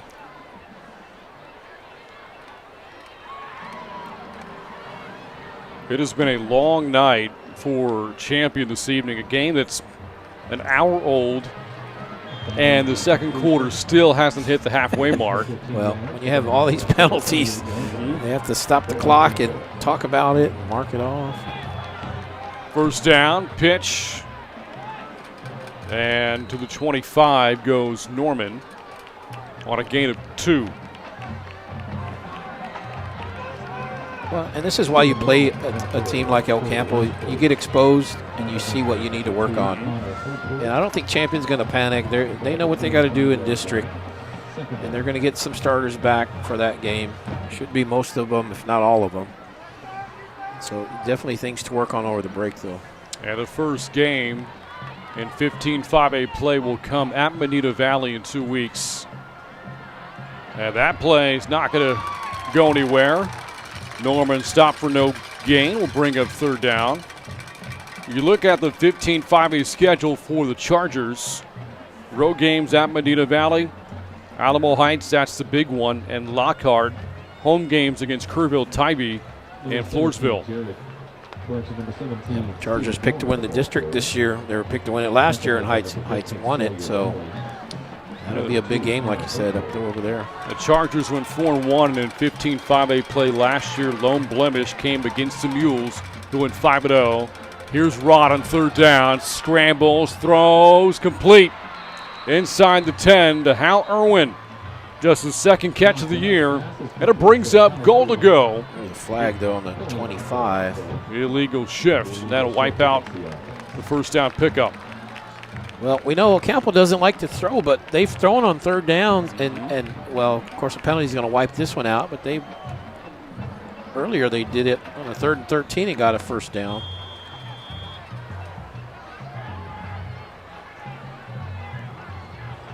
I guess here, Kerry, you have some luxury to work on your passing game, 3rd and long situations. When you're up 27-0, can you convert down the road in situations like this? Yeah, it helps you. And they're not a bad passing team. Owens, tough to bring down. Owens not going down. Owens in for the 4th time. Touchdown El Campo. A 200-yard 4-touchdown Friday for Ruben Owens. Second quarter's turning into the Ruben Owens show. 3 touchdowns just in this quarter. Boy, you saw some great moves right there, just with the footwork, that fast feet. 3 out of his last 5 carries have gone for touchdowns. 222 yards on the night for Owens. It is all El Campo as Gutierrez knocks through the point after. Ricebirds 34, Chargers nothing, but there is a penalty marker thrown back at the 5.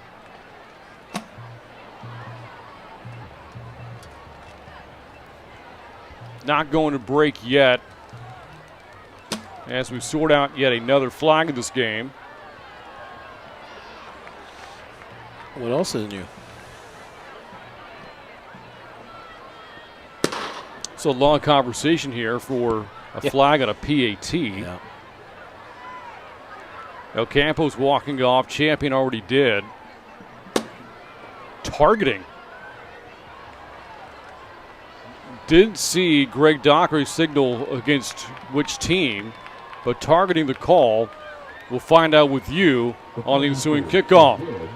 4:51 left in the half. All Ricebirds 34-0 on the Chargers Sports Network.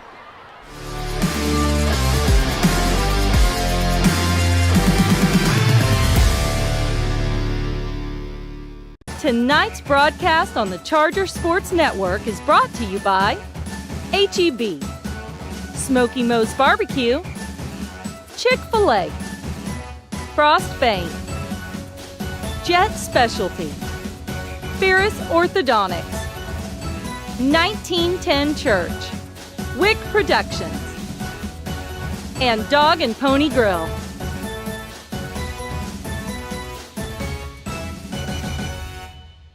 Ladies, that is how you execute the run-pass option. All right, guys. In order to live in this community, we need to know important facts. What year was Champion High School open? 2000.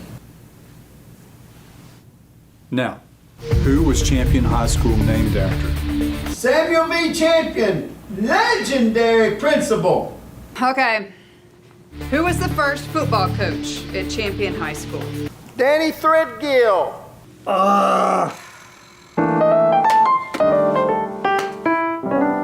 Danny T. Everybody knows that. Yeah. El Campo on top 34-0. There was a targeting call against Champion at the end of the PAT. Didn't see against which player it was called against. Chargers will come out after the squib kick, kind of an onside attempt there by the Ricebirds. Number 99. We did see Evan Bates warming up a little bit on the sidelines, and I think here, Kerry, we're going to see Bates come at a quarterback. We could, yeah, and Ballin's kind of stretching a little bit. He's taken a pounding so far. He's been running for his life on a lot of plays. Hasn't had a lot of time to kind of set his feet and find receivers, and so let's see what Bates can do here. So the Chargers are down to their third-string quarterback. Bates also playing backup tight end. His first pass complete. Brandon. Or not, check that. That was Cannon Brooks, and good for a first down. Let's see if the Chargers kind of in a hurry up, see if they get something going in these last 5 minutes. Yeah, all kinds of movement. False start against the Chargers. That is their 7th penalty of the half. The two teams have combined for 19 accepted penalties, not counting the targeting.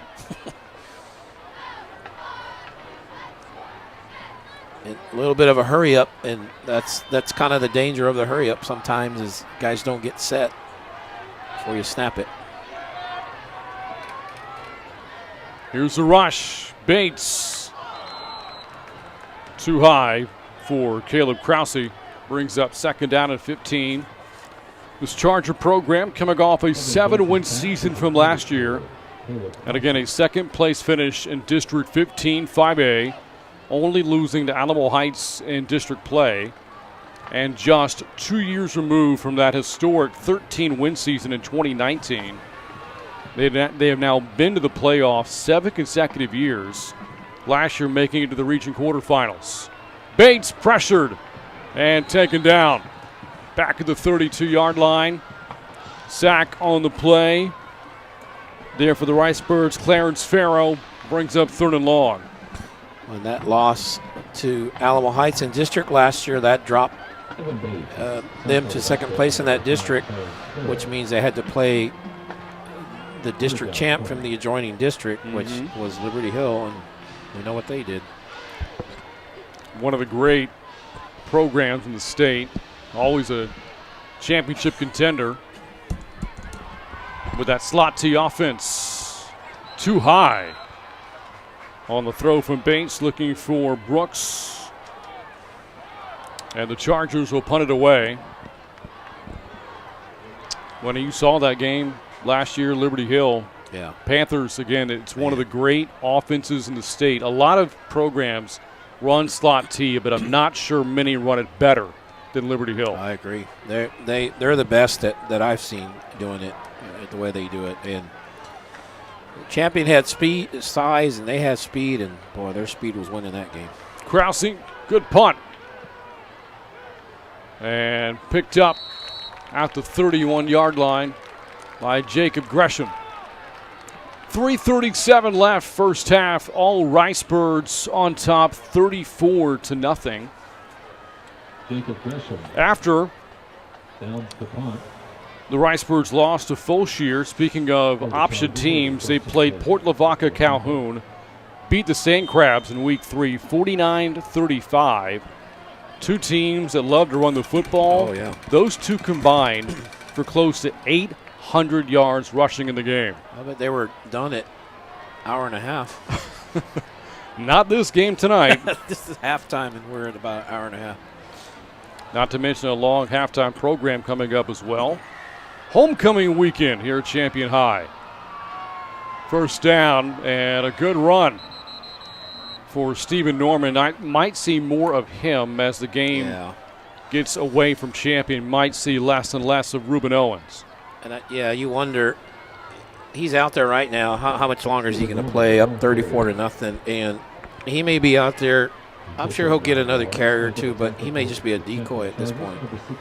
Owens already 222 yards on just 13 carries. Just absurd numbers here from Owens. Arguably the best athlete Champion will face all of the season. It's Owens, flips it back to Anderson. Can't handle it. A pile around the football, and El Campo comes away with the football to bring up third down. So it was kind of a decoy. They kind of faked it to him. And he was going to pitch it back, a little flea flicker action. And you think, well, why are they doing this? They're up 34-0, but, you know, they start district in 2 weeks, and so they're giving district opponents who scouting this game stuff they have to prepare for.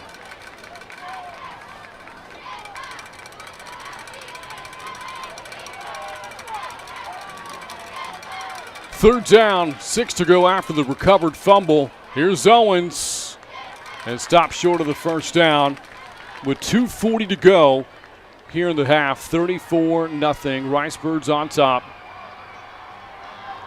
And fourth down here and 2. And Chad Worrell is not sent in the punting unit yet. You could quick kick here, and that avoids a return, generally speaking. Looks like they're going to bring the punt team out, though, with such a big lead. But we'll see. Maybe not. Maybe they're going to play it out the whole first half. Just play it like you normally would and start resting guys in that second half. We'll see. The Ricebirds out of timeouts here. The play clock winding down all the way to 0. Take the penalty, I guess. Not sure why you need more room to punt from your own 40-yard line. They're just trying to build up their penalty yardage. I guess so. Trying to set a record. So the delay of game, and that will send out Matthew Stewart to punt the ball away. His first punt tonight. He has only punted twice all year. Tells you something about a prolific offense. Well, you score 70 in a game, you're probably not punting it much. Yeah, probably not at all. Turnovers plagued the Ricebirds in their loss to Fulshire, along with their inability to get off the field that night. Minute 54 left. 34-0 El Campo on top. Homecoming weekend here at Champion High. Not sure what the delay is here. They had to reset the game clock. Now it reads 2 minutes and 1 second here in the quarter. And Stewart gets it away, a very short punt. And let's see what they mark this out. Well, we finally found one thing El Campo doesn't do well. That goes down as an 11-yard punt. And that's because they probably don't have to punt a whole lot. So, well, this is a chance for the Chargers to try to do something here. You got a short field, you got minute 53, and you got 2 timeouts. And Evan Bates remains at a quarterback. Could very well see him there for the remainder of the game. First down from the El Campo 45. Bates on the zone read. Takes a shot. Hard tackle back at the 47. He's going to lose a couple of yards. And it's second down and long with a minute 38 to go in the half. And a couple of the Ricebirds butted heads, it looked like, as well on that play. After the short punt, it is second down and long. Bates winds, throws high for Ryan Brandon. That'll stop the clock. Minute 19 left in the half. And again, it has been all El Campo. Ruben Owens, 4 rushing touchdowns, 222 yards on the ground. The scoring started with a 68-yard touchdown run by D.K. Ward out of the Wildcat. And we only saw the one-headed monster. We didn't see the two-headed monster that they have tonight. We didn't see their other back. Yeah, no sign of John Trey Davis. Bates a screen for Reha. And the Ricebirds all over it on the tackle.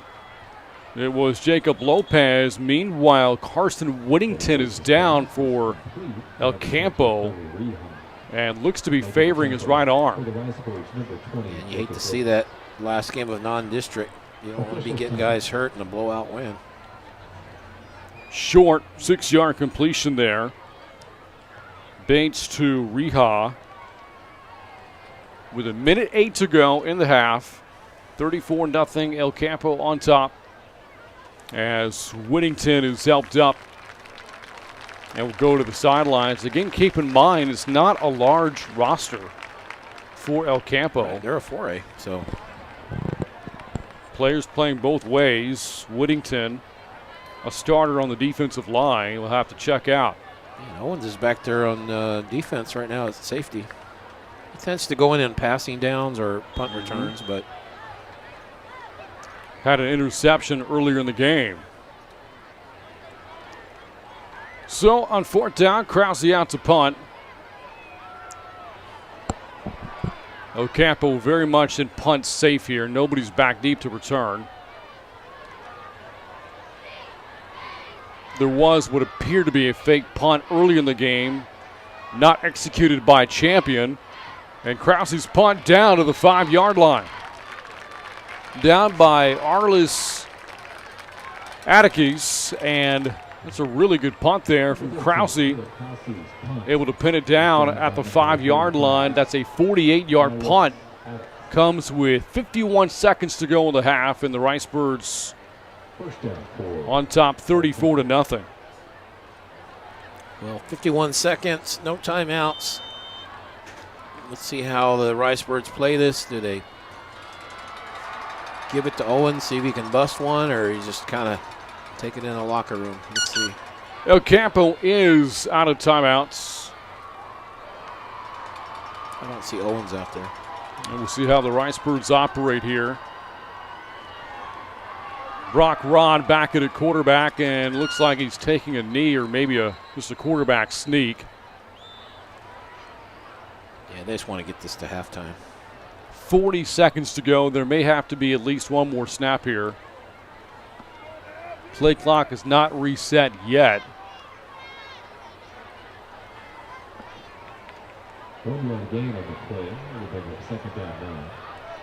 And that will go down as the final play of the half. Under 20 seconds to go. Ocampo not in a rush for a snap here. The Chargers not calling for a timeout. And the first 24 minutes are in the books here from Boerne ISD Stadium. And El Campo has made a statement. The Ricebirds, one of the top teams in Class 4A in the state, on top at the half, 34-0 on the running from Reuben Owens. 200 yards plus 4 touchdowns. Has the Ricebirds on top big at the break on the Chargers Sports Network.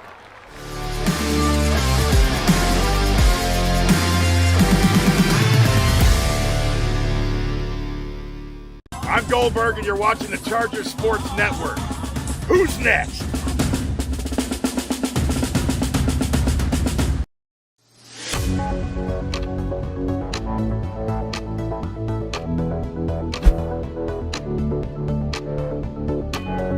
Hi everybody, and welcome to this week's edition of the Boerne Beat, sponsored by PBK Architects, where we feature the top stories from around Boerne ISD.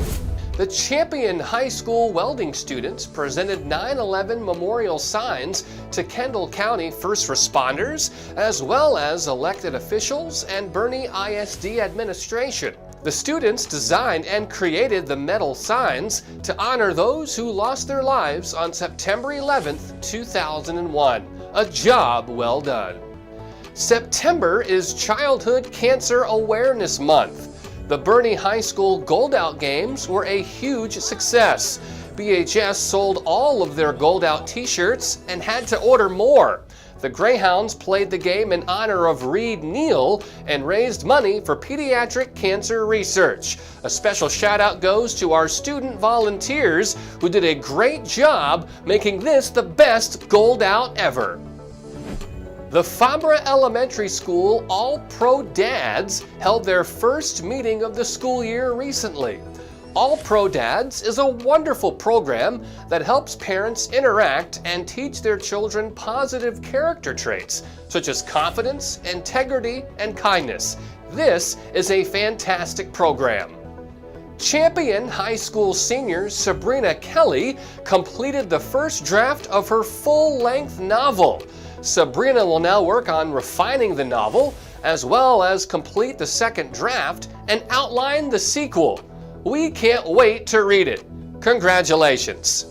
The Boerne ISD Student Advisory Council held their first meeting this week with Superintendent Dr. Thomas Price. The council is comprised of student leaders from Boerne and Champion High School. The group discussed Boerne ISD's long-range plan and more at the meeting. Champion High School will hold their 2021 homecoming parade on Monday night in downtown Boerne at 6 p.m. There will be a full road closure on the parade route starting at 6 p.m. And now, here are the photos of the week from across Boerne ISD.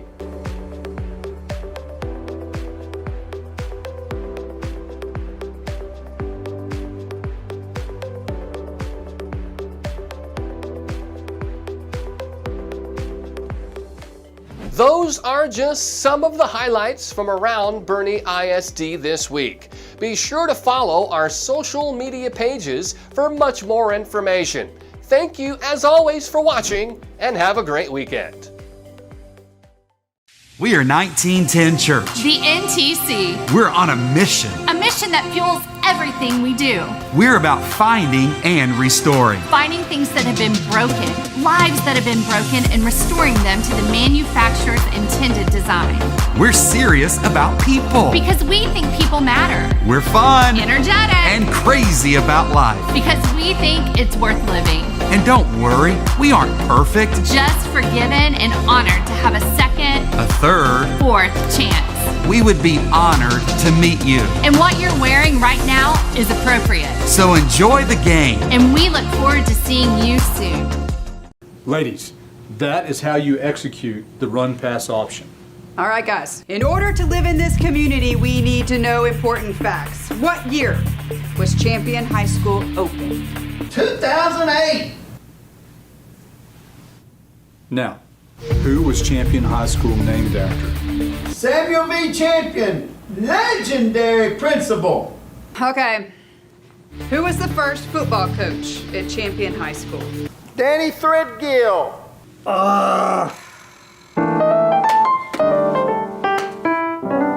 Danny T. Everybody knows that. Yeah.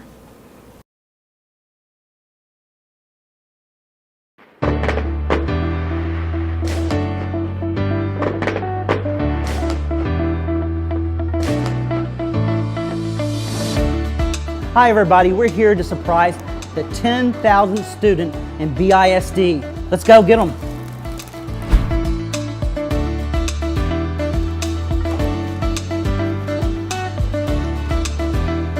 So I have a pretty big surprise to share. So as you know, our district's getting bigger. And here at Fair Oaks Ranch Elementary, our campus enrolled the 10,000th family last week. The DePablo family.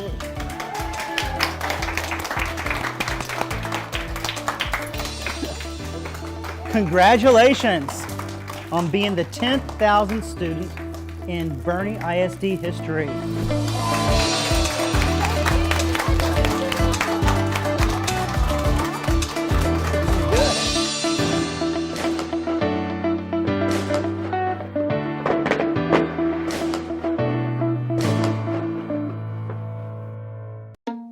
Hi, I'm Scott, and I love Chick-fil-A nuggets because the flavor is unparalleled.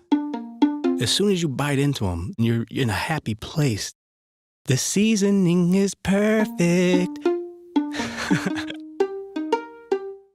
Hey, I'm Giovanni, and a little thing I love about Chick-fil-A nuggets is that they're perfectly breaded. There's just that right amount of crisp. I don't know what they're doing in the kitchen, but it's pure magic. I'm Stan Leach, Boerne ISD Athletic Director, and you're watching the Chargers Sports Network. Tonight's broadcast on the Charger Sports Network is brought to you by H-E-B, Smoky Moe's Barbecue, Chick-fil-A, Frost Fame, Jet Specialty, Ferris Orthodontics, 1910 Church, Wick Productions, and Dog and Pony Grill.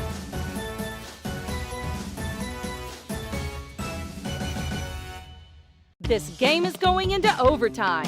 At the Dog and Pony, we are calling it OT at the Pony, and we're open until 11 p.m. after Friday night home games. Head over to dogandponygrill.com if you'd like to order before you leave the stadium, and we'll have a Greyhound or Charger burger waiting for you. Dine in with us, grab a cold beverage, and enjoy the rest of the night with our full kitchen open until 11 p.m. Come on over, because we are ready for you. It isn't Taco Tuesday without the freshest tortillas. That's why H-E-B bakes tortillas fresh in store. Your kids won't eat tacos on Tuesday or any day without their favorite toppings. Good thing H-E-B has it all, including guacamole made fresh in store. It's been a really long week, and it's still only Tuesday. That's why H-E-B does all the shopping for you, so you can just pick it up with free curbside. No store does more to bring the best to your door. Shop the app or online and pick up curbside free at H-E-B. Hello, my name is Keith Kaiser. You may know me from the sidelines at Champion Charger football games. I'm here to talk to you about eliminating a real condition called hangry tummy. Symptoms include irritability, inability to concentrate, lack of energy, and the most common symptom. Thankfully, there's a cure, Smoky Moe's Barbecue. Hey, where's the Smoky Moe's Barbecue? Sorry, Coach.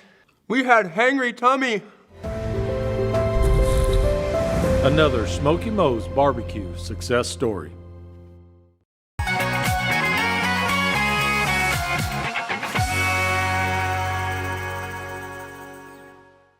Champion High School! 5, 6. 1, 2, 3, 4, 5, 6, 7, 8, 9, 10, 11, 12, 13, 14, 15, 16,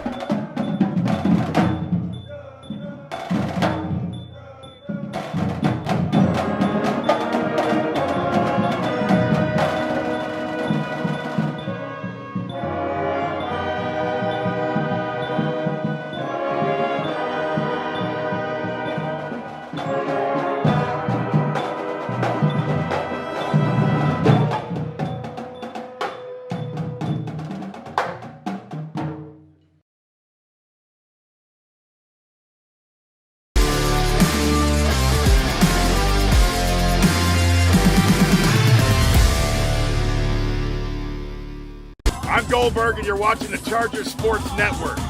Who's next?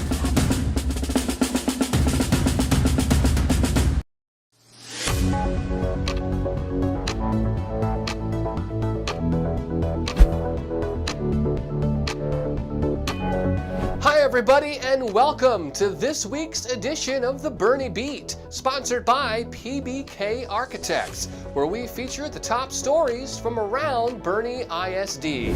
The Champion High School welding students presented 9/11 memorial signs to Kendall County first responders, as well as elected officials and Boerne ISD administration.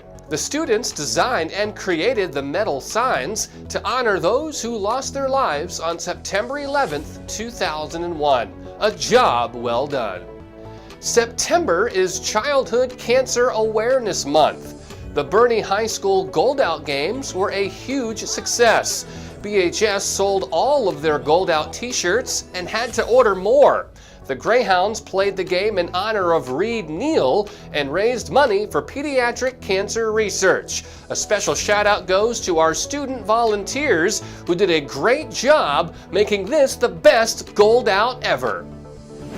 The Fabra Elementary School All-Pro Dads held their first meeting of the school year recently. All-Pro Dads is a wonderful program that helps parents interact and teach their children positive character traits, such as confidence, integrity, and kindness. This is a fantastic program. Champion High School senior Sabrina Kelly completed the first draft of her full-length novel. Sabrina will now work on refining the novel, as well as complete the second draft and outline the sequel. We can't wait to read it. Congratulations. The Boerne ISD Student Advisory Council held their first meeting this week with Superintendent Dr. Thomas Price. The council is comprised of student leaders from Boerne and Champion High School. The group discussed Boerne ISD's long-range plan and more at the meeting. Champion High School will hold their 2021 homecoming parade on Monday night in downtown Boerne at 6 p.m. There will be a full road closure on the parade route starting at 6 p.m. And now, here are the photos of the week from across Boerne ISD.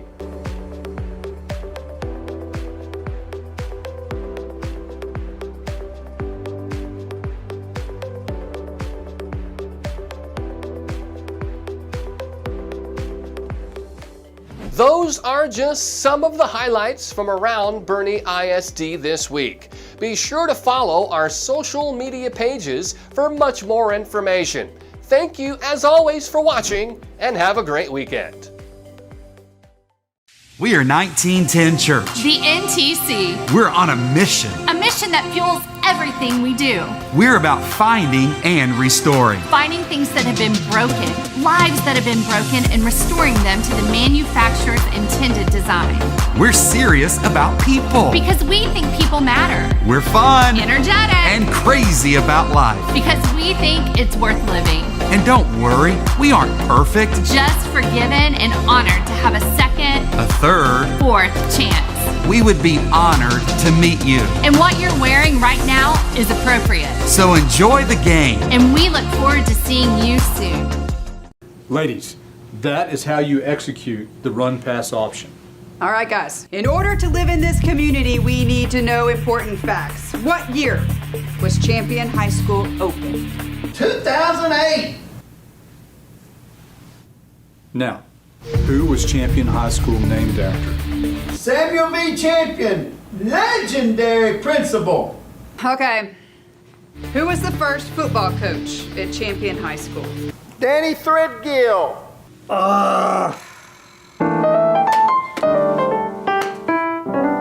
Danny T. Everybody knows that. Yeah.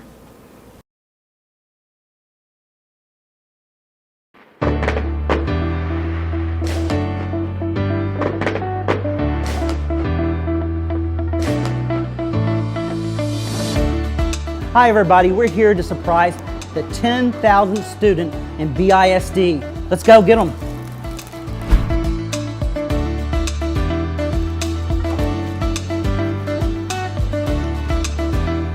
So I have a pretty big surprise to share. So as you know, our district's getting bigger. And here at Fair Oaks Ranch Elementary, our campus enrolled the 10,000th family last week. The DePablo family.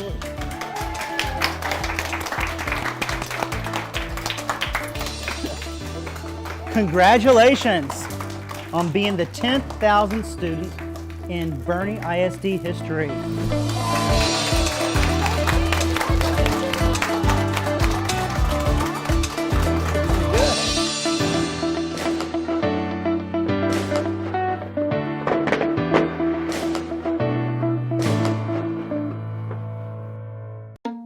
Hi, I'm Scott, and I love Chick-fil-A nuggets because the flavor is unparalleled.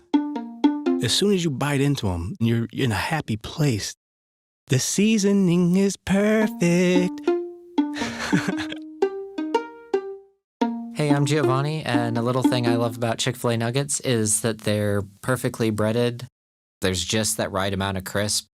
I don't know what they're doing in the kitchen, but it's pure magic.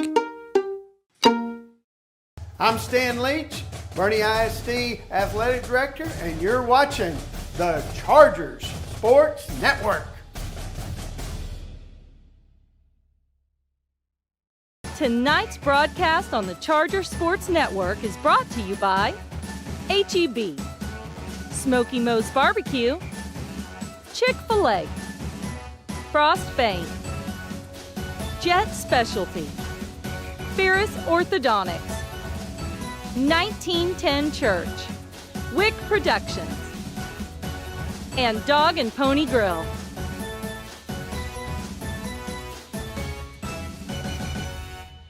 This game is going into overtime. At the Dog and Pony, we are calling it OT at the Pony, and we're open until 11 p.m. after Friday night home games. Head over to dogandponygrill.com if you'd like to order before you leave the stadium, and we'll have a Greyhound or Charger burger waiting for you. Dine in with us, grab a cold beverage, and enjoy the rest of the night with our full kitchen open until 11 p.m. Come on over, because we are ready for you. It isn't Taco Tuesday without the freshest tortillas. That's why H-E-B bakes tortillas fresh in store. Your kids won't eat tacos on Tuesday or any day without their favorite toppings. Good thing H-E-B has it all, including guacamole made fresh in store. It's been a really long week, and it's still only Tuesday. That's why H-E-B does all the shopping for you, so you can just pick it up with free curbside. No store does more to bring the best to your door. Shop the app or online and pick up curbside free at H-E-B. Hello, my name is Keith Kaiser. You may know me from the sidelines at Champion Charger football games. I'm here to talk to you about eliminating a real condition called hangry tummy.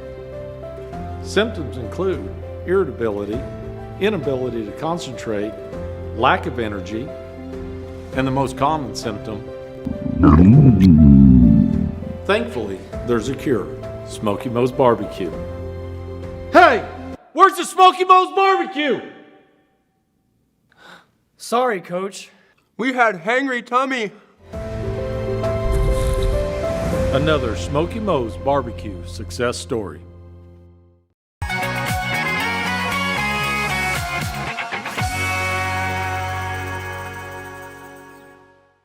Champion High School! 5, 6. 1, 2, 3, 4, 5, 6, 7, 8, 9, 10, 11, 12, 13, 14, 15, 16,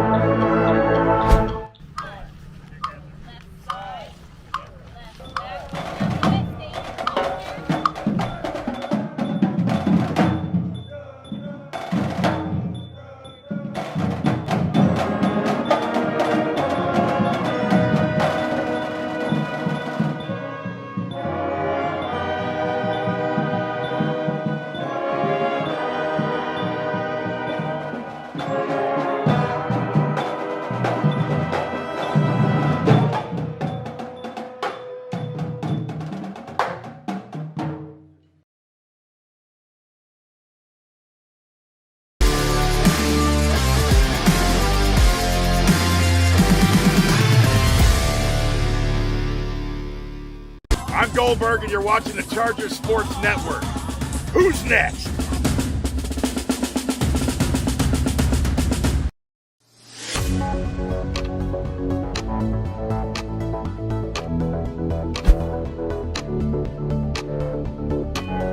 Hi everybody, and welcome to this week's edition of the Boerne Beat, sponsored by PBK Architects, where we feature the top stories from around Boerne ISD. The Champion High School welding students presented 9/11 memorial signs to Kendall County first responders, as well as elected officials and Boerne ISD administration. The students designed and created the metal signs to honor those who lost their lives on September 11th, 2001. A job well done. September is Childhood Cancer Awareness Month. The Boerne High School Gold Out Games were a huge success. BHS sold all of their Gold Out t-shirts and had to order more.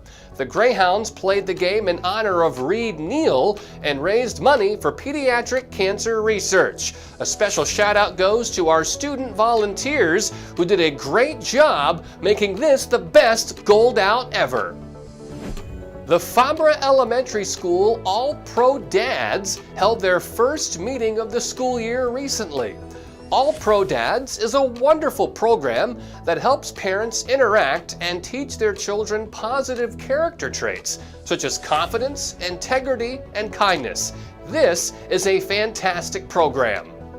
Champion High School senior Sabrina Kelly completed the first draft of her full-length novel. Sabrina will now work on refining the novel, as well as complete the second draft and outline the sequel. We can't wait to read it. Congratulations. The Boerne ISD Student Advisory Council held their first meeting this week with Superintendent Dr. Thomas Price. The council is comprised of student leaders from Boerne and Champion High School. The group discussed Boerne ISD's long-range plan and more at the meeting. Champion High School will hold their 2021 Homecoming Parade on Monday night in downtown Boerne at 6 p.m. There will be a full road closure on the parade route starting at 6 p.m. And now, here are the photos of the week from across Boerne ISD.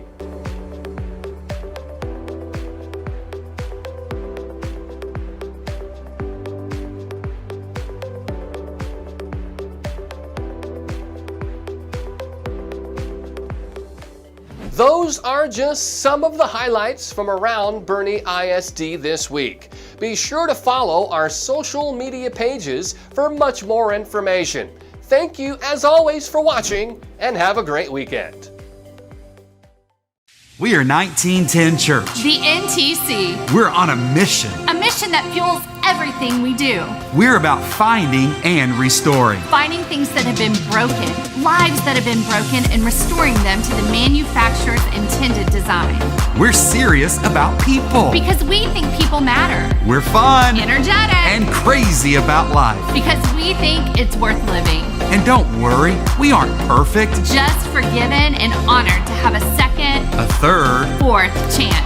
We would be honored to meet you. And what you're wearing right now is appropriate. So enjoy the game. And we look forward to seeing you soon.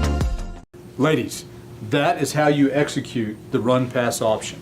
All right, guys. In order to live in this community, we need to know important facts. What year was Champion High School open? 2008.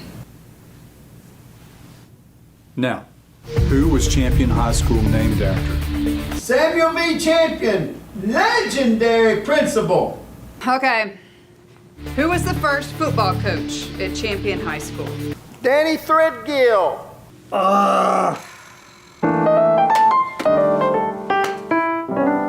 Danny T. Everybody knows that. Yeah.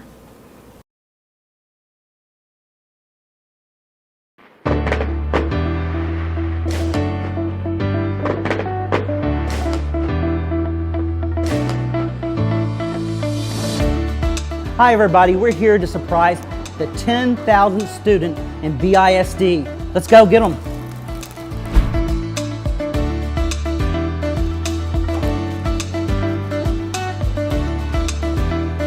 So I have a pretty big surprise to share. So as you know, our district's getting bigger. And here at Fair Oaks Ranch Elementary, our campus enrolled the 10,000th family last week. The DePablo family.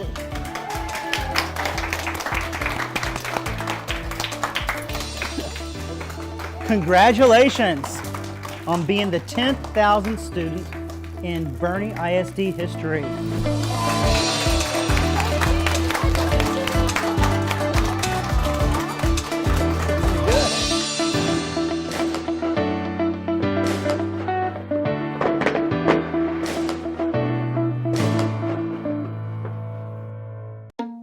Hi, I'm Scott, and I love Chick-fil-A nuggets because the flavor is unparalleled.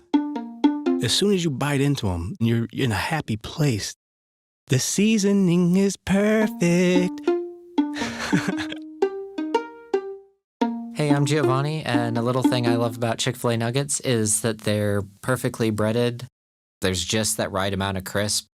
I don't know what they're doing in the kitchen, but it's pure magic. I'm Stan Leach, Boerne ISD Athletic Director, and you're watching the Chargers Sports Network. Tonight's broadcast on the Charger Sports Network is brought to you by H-E-B, Smoky Moe's Barbecue, Chick-fil-A, Frost Fame, Jet Specialty, Ferris Orthodontics, 1910 Church, Wick Productions, and Dog and Pony Grill.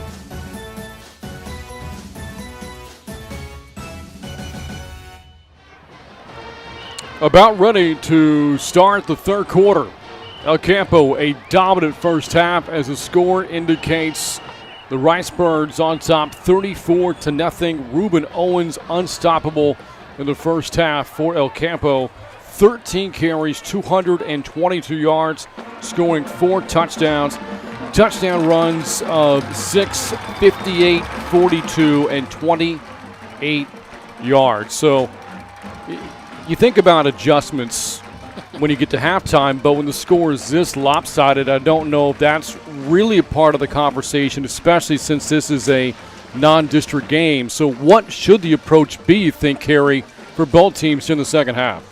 Well, I'd be shocked if Owens played a whole lot in the second half, up 34-0, getting ready to start district. So maybe you play him a series just to kind of get him used to winding down at halftime and starting back up, just to kind of get his body used to that. Other than that, I don't see why you would play him much more than a series. So, and I think if you're champion, you know, this game, yeah, you want to be 5-0 in non-district, but it's not, you know, you're not going to sell out to try to get that right now. You just want to end this game and get out of here without any more injuries, get everybody healthy. And so I think both teams are going to probably run that ball a lot in that second half and just try to shorten this game and get out of here. And I think it's just about just trying to get out of here healthy. And if you're champion, maybe get some scores and just try to get that goose safe off the board and go from there. And been a very dominating performance by the Ricebirds. And what is a Ricebird, by the way? That is a tremendous question. I just always wondered that. Anytime I hear the words rice and bird together, you think about weddings. But those are doves, right? So I don't know. Well, Kerry, I guess we'll have time in the second half to figure it out. I can tell you that Jordan Ballin did come out of the locker rooms fully dressed. Helmet is on, pads are on. He's kneeling on the sidelines right now. Ballin got hit a lot in the first half and gave way to Evan Bates, so I don't know how much more we'll see Ballin in this game. And he's talking to Coach Harbuck there, the middle school coach, who used to be the AD at Comfort. Onside. And goes right to a Ricebird player at the 47. Right into the waiting arms of Renner Spinrath. So, El Campo will have a short field to start the second half and looking to build upon a 34-0 lead.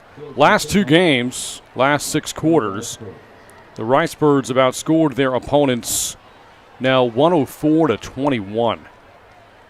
The only blemish really for them has been the penalties. They just had a lot of penalties in that first half. 13 of them for 115 yards. First down play, and this is Ward who scored the game's first touchdown. And Ward starts the third quarter with a 9-yard run. And Owens he's out there. He's handing the ball off right now. We'll see if he how much he wants to run and how much they're going to play him here in this second half. All right, Kerry, I had to look it up just for you. According to Wikipedia, Ricebird is a name for a number of different birds, especially those that feed on paddy fields or on various grains, not necessarily just rice. Okay. I was hoping for more of a response after I did all the research for you. First down pickup, by the way, for Stephen Norman.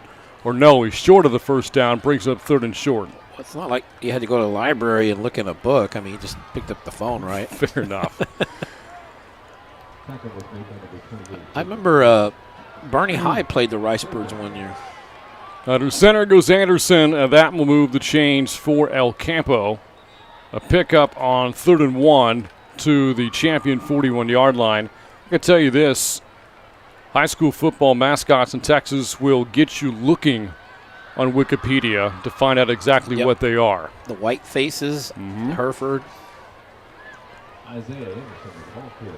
Not that you need the dictionary or Wikipedia to look up what a unicorn is. Right. But people not from this area, when they first come across the New Braunfels unicorns, they're just blown away. That Right. There's any football team named after a mythical, magical horse. First down, Anderson lofting that deep, man, wide open. Touchdown, El Campo. Second tonight for DK Ward at a 40 spot put on the board by the Ricebirds. Nice move by Ward. It looked like he kind of broke in and got the defender to bite on that first move, and then it's kind of a double move, and then he takes it back upfield, and nice throw. And El Campo doesn't like to throw, but they've shown when they have to throw, they're pretty capable. They're not a lot of teams that run, when they try to throw, they're horrible at it. Ricebirds are a very capable throwing team. So DK Ward has touched the ball 4 times tonight and has piled up more than 140 yards of offense on those touches. Point after good. And the dominance continues for El Campo. On top early in the third, 41-0 on the Chargers Sports Network.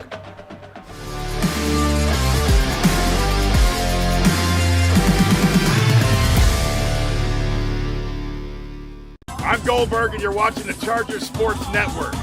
Who's next? Tonight's broadcast on the Charger Sports Network is brought to you by H-E-B, Smoky Moe's Barbecue, Chick-fil-A, Frost Fame, Jet Specialty, Ferris Orthodontics, 1910 Church, Wick Productions, and Dog and Pony Grill.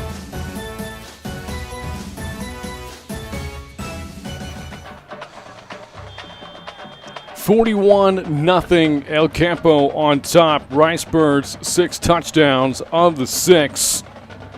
5 of them have covered 28 yards or more. Last one a 36-yard touchdown pass. Isaiah Anderson to DK Ward. And Ward's second touchdown of the game.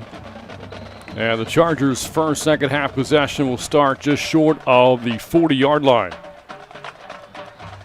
And this might be a Chargers going on the break, bye week next week. This might be so I'm sure they're going to get the weekend off, but this might be a film, instead of going through it Monday, you just might burn it.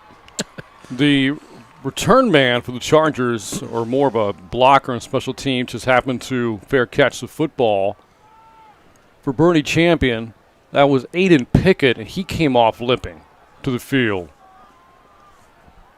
It's been kind of an infirmary ward for the Chargers over the past couple of weeks. So many guys, players going down to injury. And here's a first down run.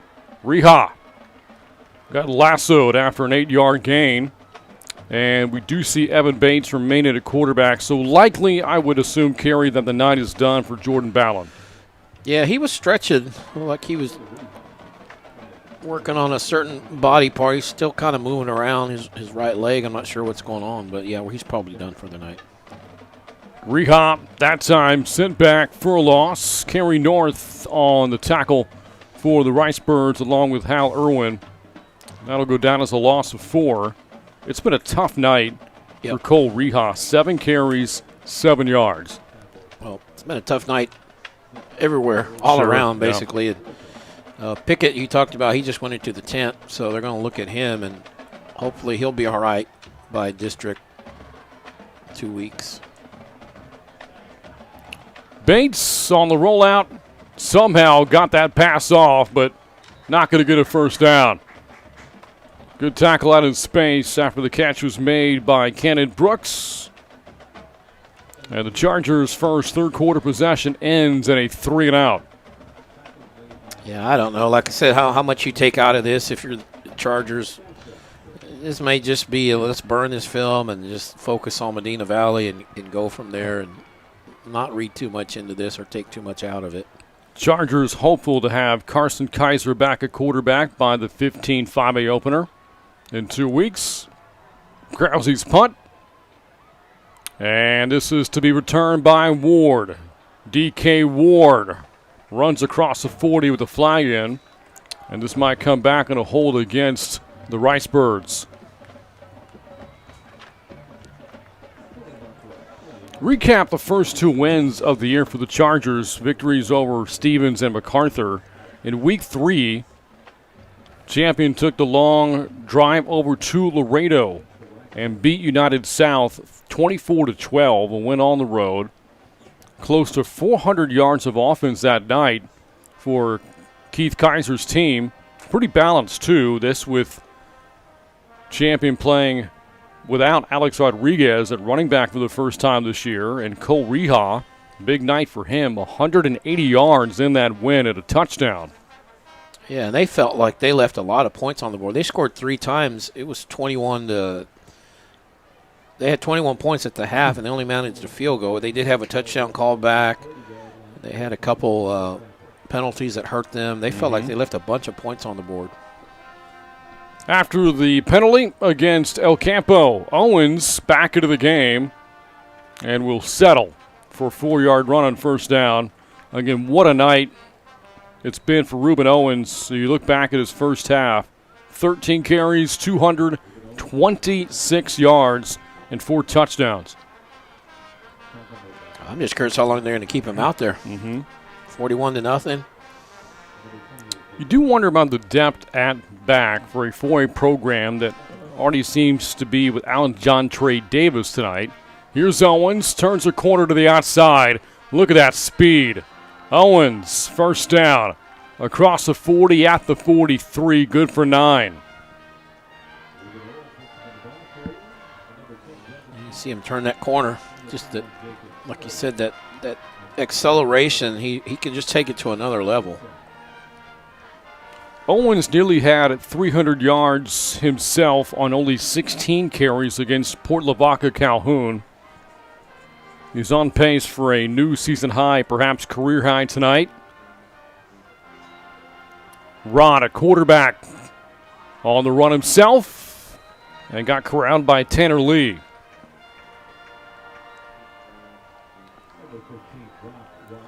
Kind of looked like a zone read there.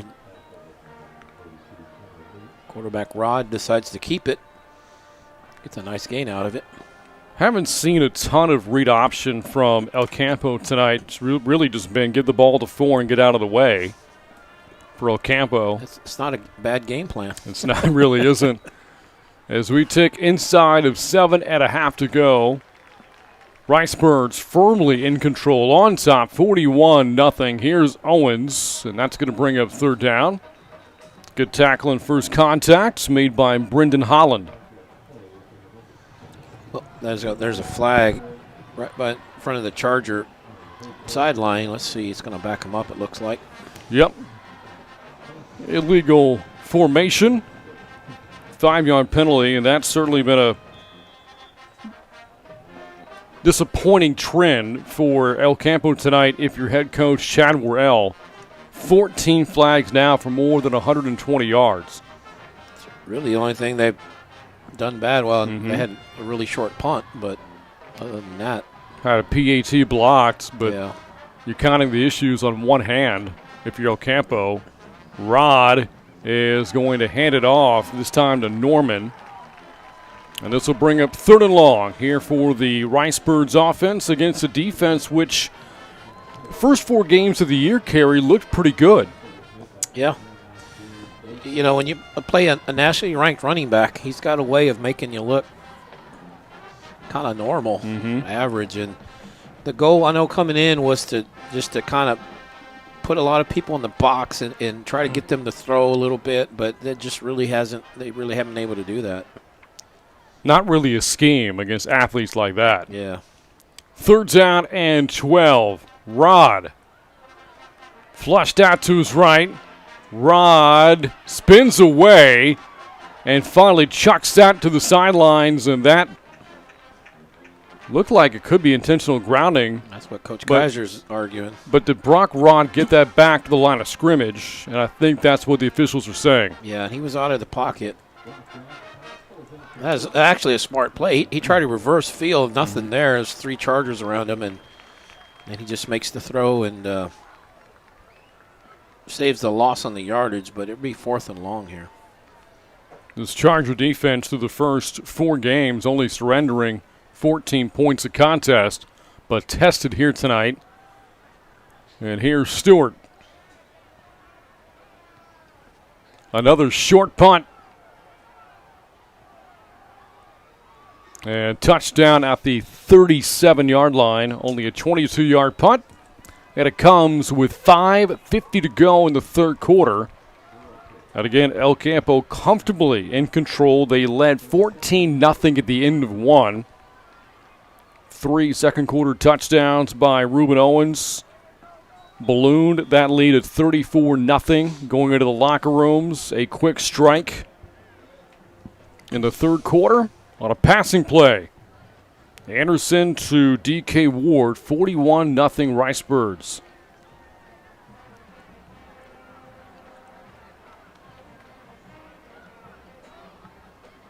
On 1st and 10, that pass is caught by the tight end Krause. On a strike thrown by Bates, it's good for 8 yards.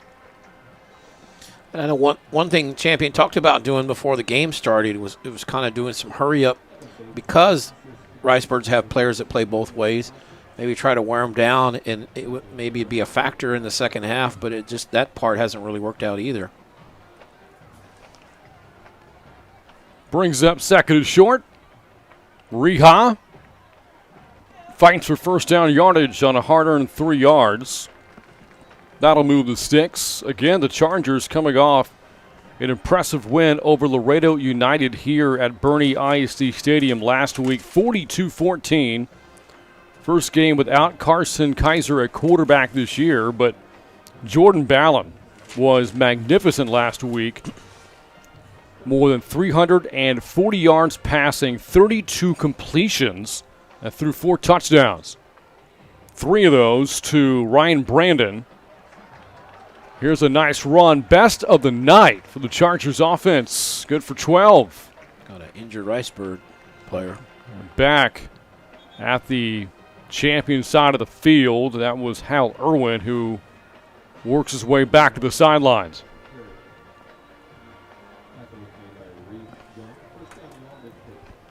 And Kerry and I talked about it. Ryan Brandon, big game last week. Favorite target of Balance, 12 catches, more than $160, 3 touchdowns, including the Chargers' longest play from scrimmage this year, a 95-yard score.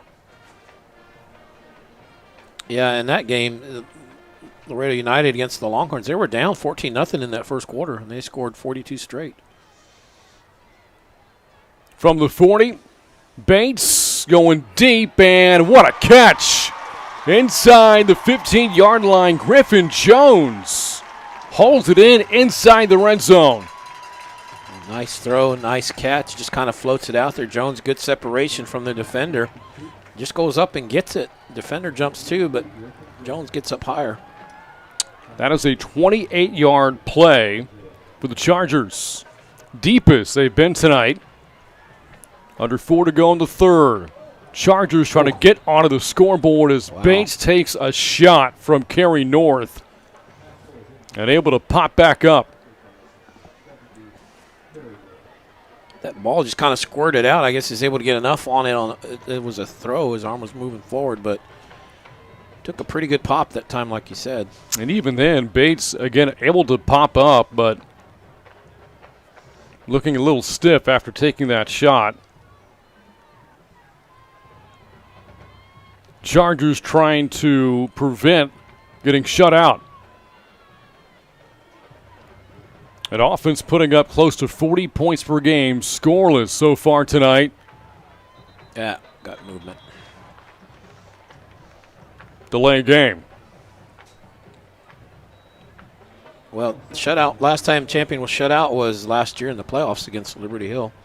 And it only ever happened one time before that in their history, and that was to Alamo Heights. So only 2 shutouts. Twice have they ever been shut out in history, and this would be number 3, but they're trying their best to avoid that. It's been such a prolific offensive team over the years. Tough to keep them in check, but El Campo's done that tonight. Here's the rush. Bates heaves that to the end zone. Brandon! Incomplete in the back corner. There was a flag thrown back at the 25 where Bates got rid of it. And let's see if this is roughing the passer. They brought the house that time, and I tell you, Cole Reha did a good job picking up the blitz from the outside and bought his quarterback a little bit of time there on that block.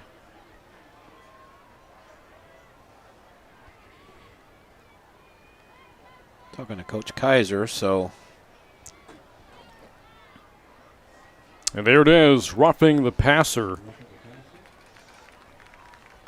Yet another 15-yard penalty, the 5th 15-yarder against El Campo. That's a tough one because they had him at 2nd and 15, and now it's going to be first and goal. Inside the 10, ball marked down to the 8-yard line, or actually inched back to the 4 on half the distance of the goal.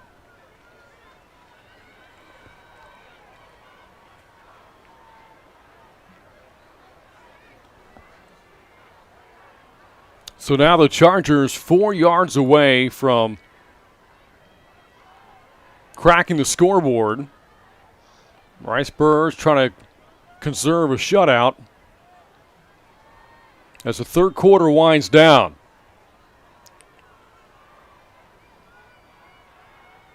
Here's Bates to throw to the end zone, man, wide open, touchdown, Cannon Brooks on a well-designed play. Just kind of got lost there. Ricebirds defense got full. He sent the receiver across the top, and he drew everybody away from that area, and Brooks releases it to that spot, wide open, like you said. Good job by the quarterback getting him to throw.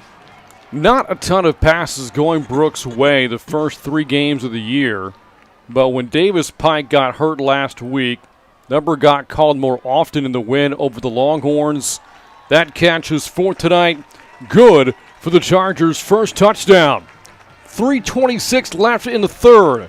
El Campo on top 41-7 on the Chargers Sports Network.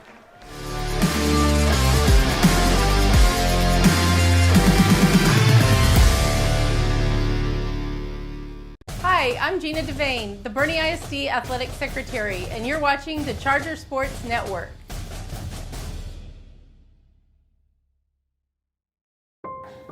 Hello, my name is Keith Kaiser. You may know me from the sidelines at Champion Charger football games. I'm here to talk to you about eliminating a real condition called hangry tummy. Symptoms include irritability, inability to concentrate, lack of energy, and the most common symptom. Thankfully, there's a cure, Smoky Mo's Barbecue. Hey, where's the Smoky Mo's Barbecue? Sorry, Coach. We had hangry tummy. Another Smoky Mo's Barbecue success story. Carey was going through the history for Champion football. The Chargers only shut out twice before in program history, and it will not happen a third time. 6-yard touchdown pass. Evan Bates to Cannon Brooks has the Chargers on the scoreboard. El Campo returning the ensuing kickoff. D.K. Ward. Big plays all night tonight for the Ricebirds. Takes it up to the 40-yard line.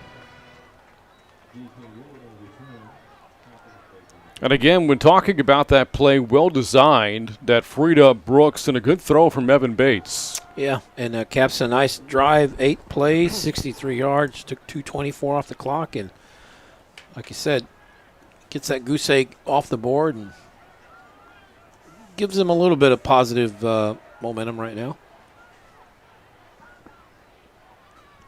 First play of this drive, Owens off the left side, cuts it back, streaking down the sidelines and glides out of bounds inside the 20, all the way down to the 24-yard line. 36-yard run. Reuben Owens closing in on a 300-yard night. So a little bit of high step in there by him at the end. Just a great run. Just you see that speed and the vision, the footwork.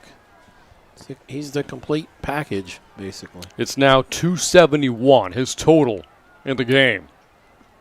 Pitch to the outside. This is Norman. Norman's got blockers, and he's got the end zone. Touchdown, El Campo. Third different Ricebird to score in this game. And boy, did El Campo respond in a hurry. 2-play drive in 60 yards. Yep, 2 run plays, and Owens, of course, with that big gainer, sets him up at the 24, and then they go to Norman that time, and he just got some good blocks, made some good moves, and gets into the end zone. So Norman, who scored twice last week, scores his first touchdown of this game tonight.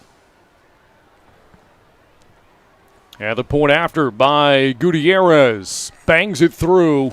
48-7. Ricebirds on top. Back after this on the Chargers Sports Network.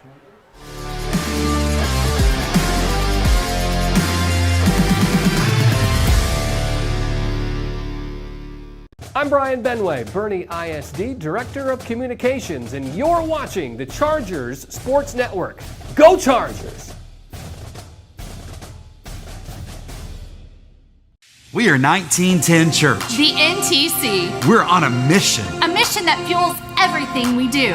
We're about finding and restoring. Finding things that have been broken, lives that have been broken, and restoring them to the manufacturer's intended design. We're serious about people. Because we think people matter. We're fun. Energetic. And crazy about life. Because we think it's worth living. And don't worry, we aren't perfect. Just forgiven and honored to have a second, a third, fourth chance. We would be honored. It has been remarkable, almost breathtaking, just how easily El Campo has been able to put points on the board in this game, coming off a 2-play, 60-yard quote drive, as it's put the Ricebirds on top 48-7. This after the Chargers had worked so hard to get their first points of the game. El Campo just makes it look so easy. Yeah, 19 seconds is all it took, and that drive, 2 plays, like you said, the drive to start the half was a 4-play drive. 4-play drive, I know the first 2 drives were 2-play drives, and so only one really that had another 4-play, another 4-play. The longest one was a 6-play, 69-yard drive, and other than that, they're kind of playing Nintendo, basically out there. I think you're dating yourself there a little bit, Kerry. Yeah, I know. By the way. Madden, I'll say. First down for the Chargers, trying to piece together back-to-back scoring drives. Got a whistle before the snap. Delay a game. Second time that Bates has been called for that here tonight.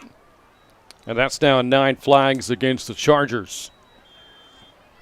Talked earlier about Aiden Pickett, who got hurt on a kick return. He's done for the night.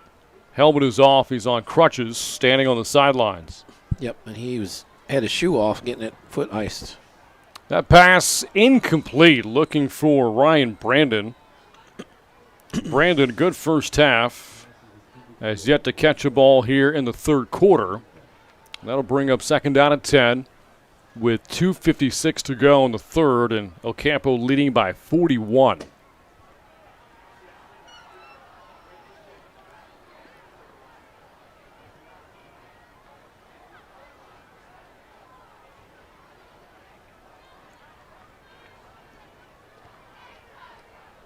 On second down, here's the rush. Bates deep. Brandon can't haul it in. got broken up down the sidelines by David Ursery, who's been really active in the secondary tonight for the Ricebirds. Now that time, Brandon, he had a step or two on the defender. The throw was just a little bit short, so he had to kind of come back to it. Mm-hmm. And that allows, when you have to come back, that allows the defender to kind of go back into the play. After this game, El Campo on its bye week next week, they will open district play 2 weeks from now against Stafford in District 12 4A. Games looming against Brazosport, Bay City, Columbia, and Needville as well. 3rd and long. Bates, a swing pass. Reha trying to cut it back. And a lot of activity for not much of a yield. Only about 3 yards in the pickup, and the Chargers will punt it away. Yeah, that's the third time they tried that. And that's been the best result of the 3 right there.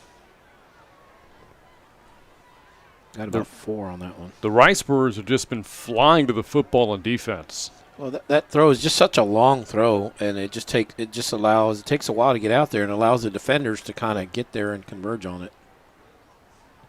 Krause's punt.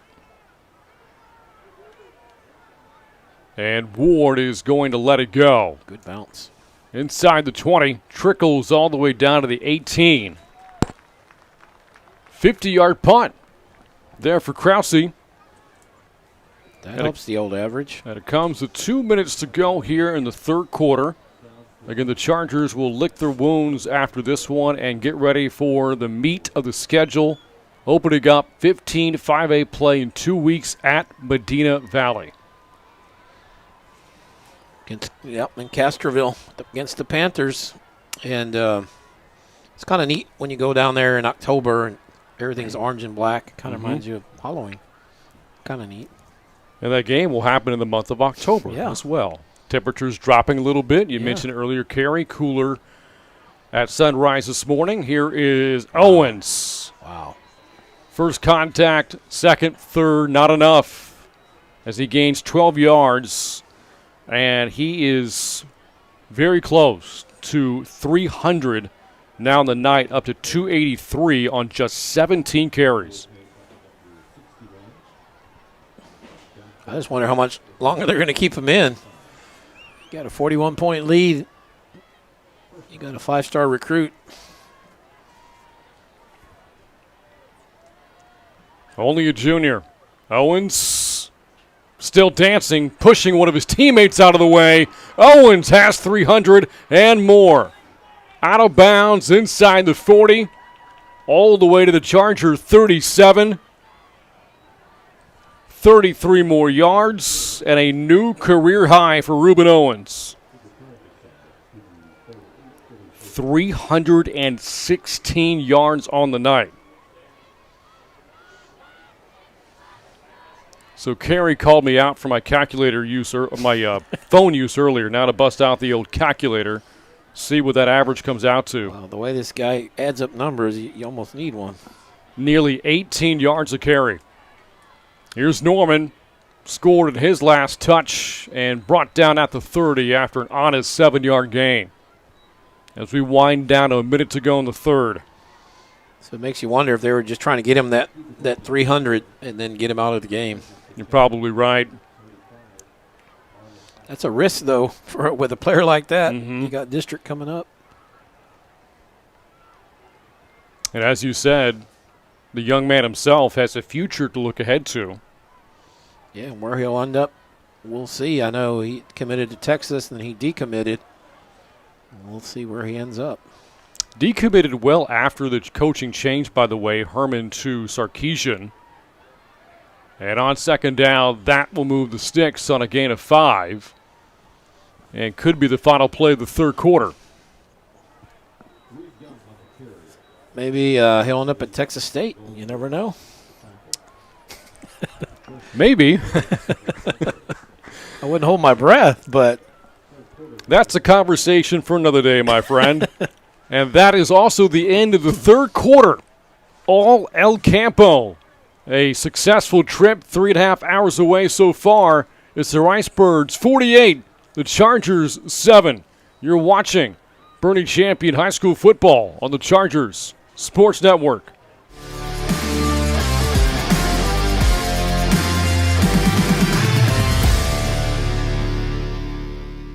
Tonight's broadcast on the Charger Sports Network is brought to you by H-E-B, Smoky Moe's Barbecue, Chick-fil-A, Frost Bank, Jet Specialty, Ferris Orthodontics, 1910 Church, Wick Productions, and Dog and Pony Grill.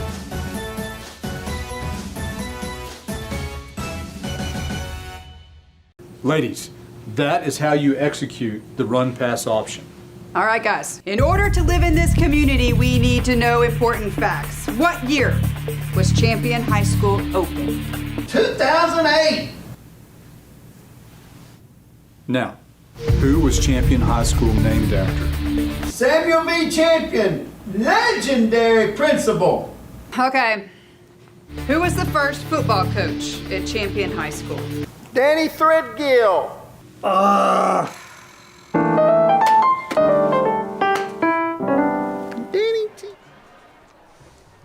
Ready to start the fourth quarter. Ricebirds, a comfortable 41-point lead. A flag thrown to the first play of the quarter with El Campo driving. If you're just tuning in, big night tonight for Reuben Owens. 18 carries, 316 yards, 4 touchdowns for El Campo. Meanwhile, the Chargers again playing without their starting quarterback, Carson Kaiser, for the second consecutive week. Also without the services of Alex Rodriguez, Davis Pike, and Ryan Lira on offense at running back, receiver, and offensive line respectively, has hampered Champion's offense here tonight, and they've just been unable to keep up with this prolific offense for the Ricebirds. Big run again. Off the right side, breaking a tackle inside the 20, inside the 10, all the way in for the touchdown. Stephen Norman for the second time. A 30-yard run. And this big night on the ground continues for El Campo. I tell you, Norman just not going to be denied. He bounced off several tackles and just kept churning. He's very determined to score, and he gets in the end zone. And 54-7 here. So Norman scored twice last week in the rout over Wharton. 2 more times in the pay dirt here tonight. 9 carries, 76 yards, and the 2 touchdowns. And here is Gutierrez. This kick won't count. Delay of game first called against El Campo. What else is new? 16 penalties against the Ricebirds. It is really the only blemish in what has been an otherwise dominant performance here at Boerne ISD Stadium. Yep. And that allows the coaches to say, hey, over this break, we got work to do. We're not going to take it easy. Don't get too comfortable with this win. We're going to do a lot of work. Chargers jump off sides. The point after is in, and El Campo will take the points, and with it a 55-7 lead. Just underway the fourth quarter. Back after this on the Chargers Sports Network.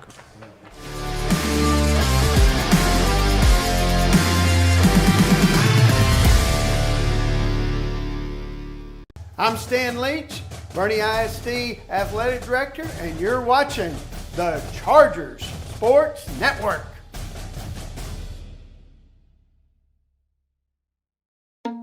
Hi, I'm Scott, and I love Chick-fil-A nuggets because the flavor is unparalleled. As soon as you bite into them, you're in a happy place. The seasoning is perfect.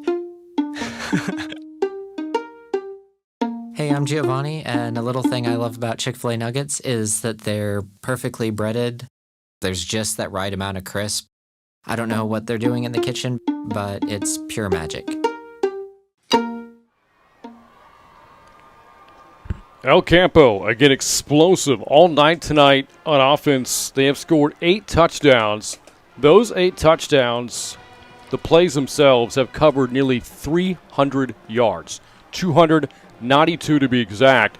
comes out to more than 36 yards per touchdown play for El Campo. Ensuing kickoff following the 30-yard score by Stephen Norman.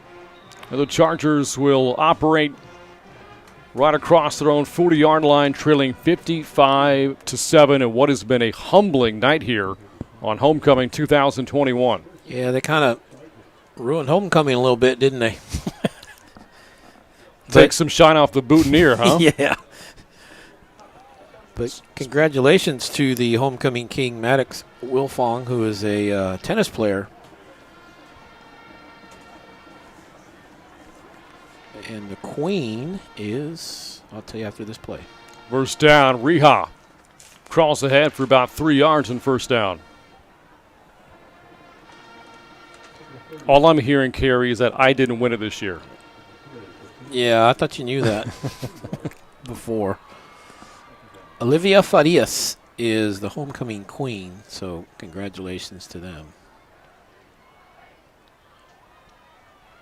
On second down, it's Reha again and runs right into the active Jacob Lopez. We've called his number a lot, number 20 on this defense for El Campo, first team All-District a year ago. A lot of players playing both ways, but Lopez not one of them, a defensively focused player. That's going to bring up third down and 5. Yep, and because of that, like I said earlier, Chargers are hoping to wear them down a little bit, but game script did not go there that way. Bates has played the entire second half at quarterback. They had movement. False start takes us back 5 yards.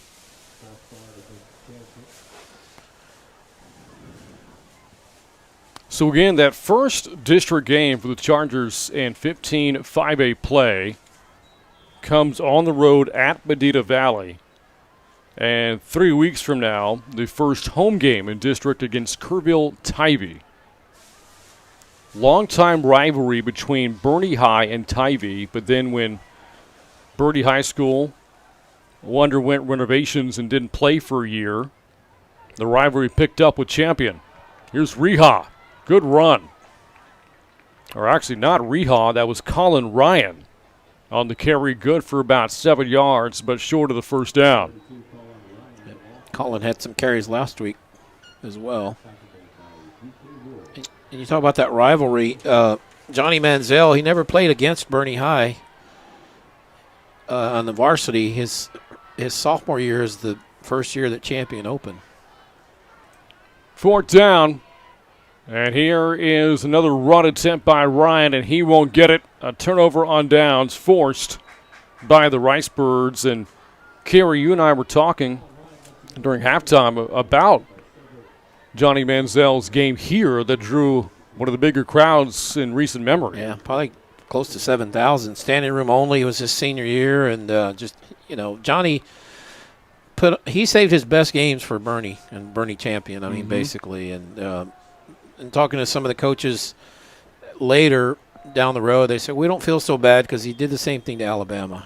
So he did it to us, but he did it to Alabama too. So he had some great games, and I just remember he would put on a show wherever he went. His first start, that was Champion's first year, and they were licking their chops because they get a sophomore quarterback making his first start, and man, he was impressive.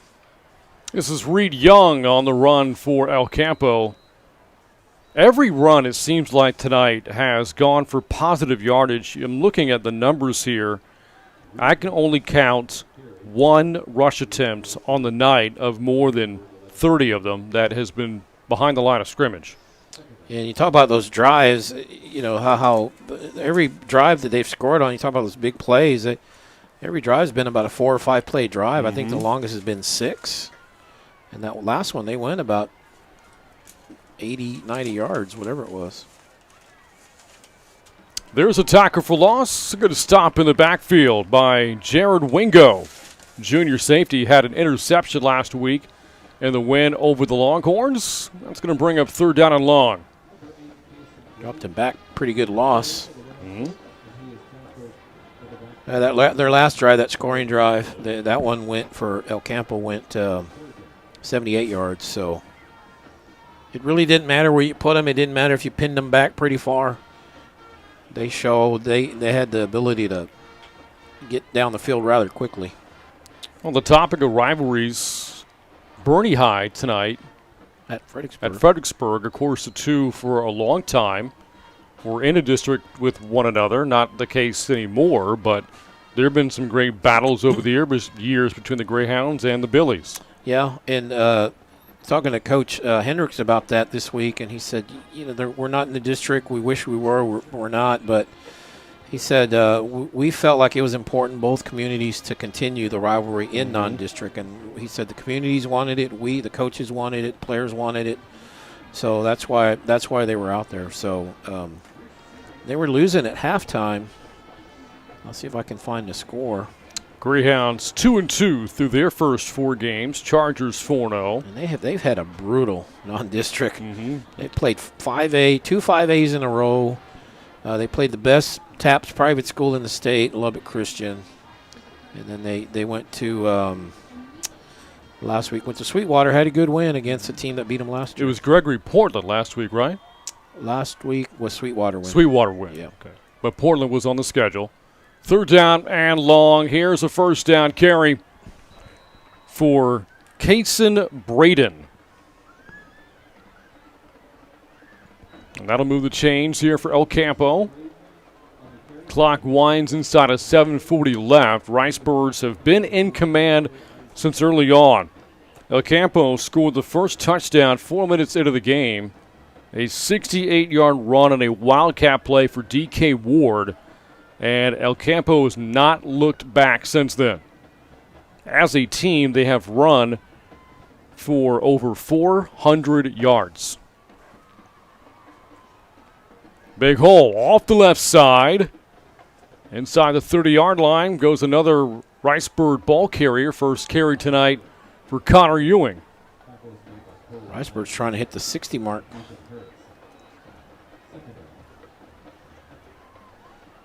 Boerne's winning against Fred, 26-17 into the third quarter. And typical Boerne-Fred game, pretty close. Doesn't matter the record, always a tough game for both sides.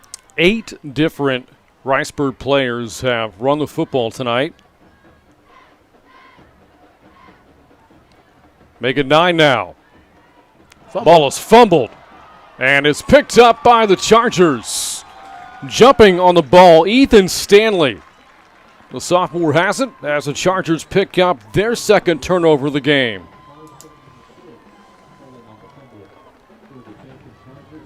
Ball was coughed up by D.K. Norman off his first carry of the night. And so if the Ricebirds are going to hit 60, they'll have to wait a while longer. 6:27 to go as the Chargers take over. They were down 14-0 at the end of one, 34-0 at the end of the half. And now trail 55-7. Bates flips that complete to Reha and got hit out of bounds right away after a short gain of 4 yards. That was Chase Reha with his first catch. He and Cole, twins on the team for head coach Keith Kaiser. Makes you wonder when Alex Rodriguez does come back, what's going to be Reha's role? Are they going to 1-2 them, kind of platoon them in, or just focus on with one back? I think you got 2 really dynamic running backs, so we'll see how they approach it. That's a great question. Rodriguez, again, was playing so well before the injury.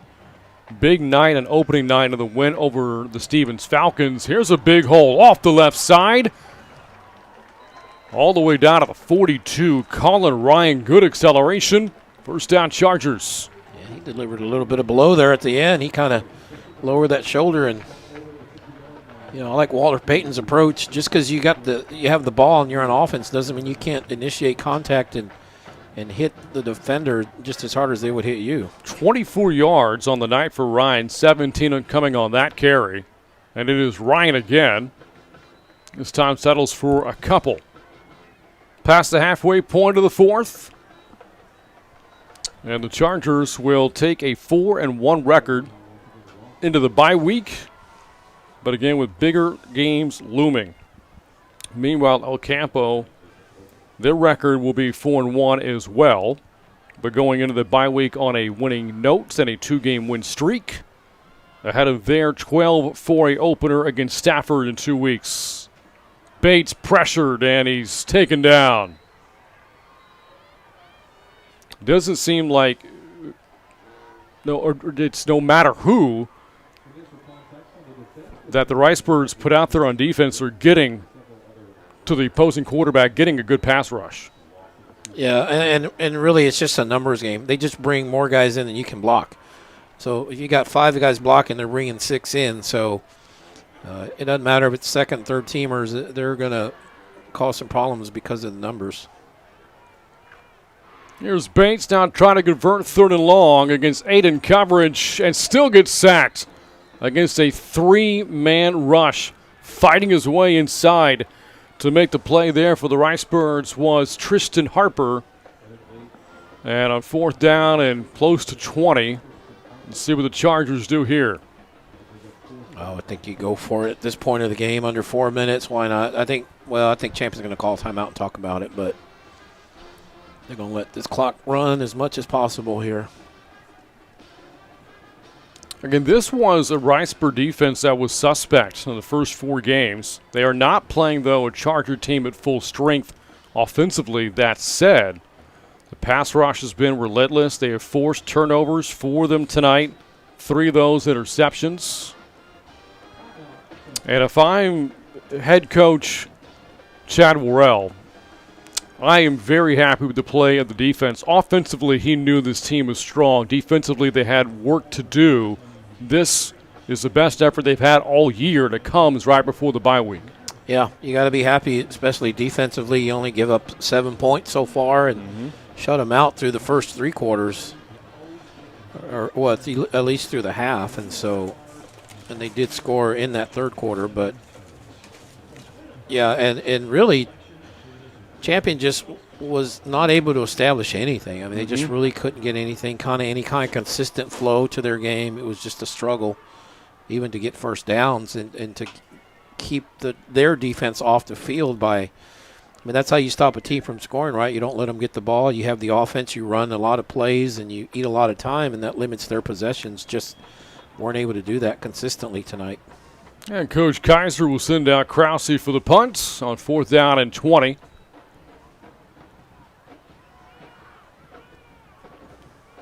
Nobody back deep to return. And with 3:06 to go, El Campo takes over at its own 19-yard line. The 55 points, not a season high for El Campo. Again, they put up 70 just last week. That's 70. That's pretty good. 2 games going into a break, 120 points. My lightning fast mind figures at 60 a game. I don't even have to get the calculator out for that one. Technically 62 and a half, by the way. Again, the big night for Ruben Owens, 18 carries, more than 310 yards, 4 rushing touchdowns. And El Campo on this possession, barring Champion timeouts, if with a couple of first downs, could ice it, but the ball is fumbled. And it looks like El Campo, no, the Chargers recover. And so a silver lining here, if you're Champion tonight, is that the defense has forced 3 turnovers now. Like Jack Burkhart, what the recovery looked like. And so the Chargers have a chance to work on some more things offensively, perhaps make the score look a little bit more cosmetic.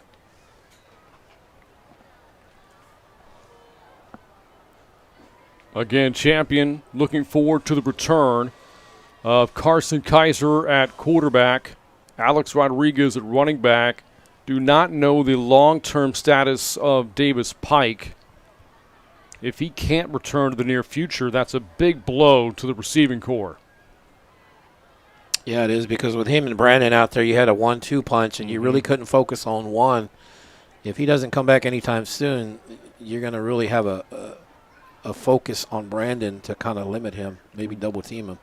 First down. Good run. Inside the 15. Accelerating down inside the 10 goes Colin Ryan. 18-yard run for Ryan.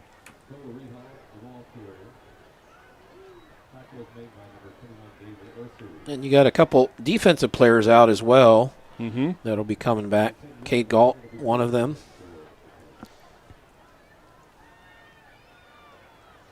Final 2 minutes, and it's goal to go here for Champion.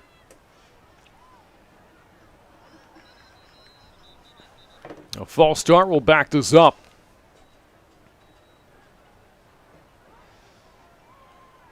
You know, I don't know, like we said earlier, how much you take out of this if you're Champion. The only thing it cost you was a perfect non-district record. That's it. That's all it cost you. And you got 2 weeks to get ready for Medina Valley, and you go from there. And you see it. It happens at every level. Teams have a bad game. When the Spurs are winning championships, they had some blowout losses, and it happens. Here's a blitz and first down, and what a tackle. Goodness, another big hit from Jacob Lopez. Just smashed Ryan down to the ground. And now it's second and goal, all the way backed up at the 18-yard line. Well, like you said, it's just cosmetic at this point, but you know the Chargers really want to score here. They do have 2 timeouts left as we wind down to the final minute. A game controlled by the Ricebirds from the start. Blitz again. Ryan again. And this will bring up third and goal now from the 16.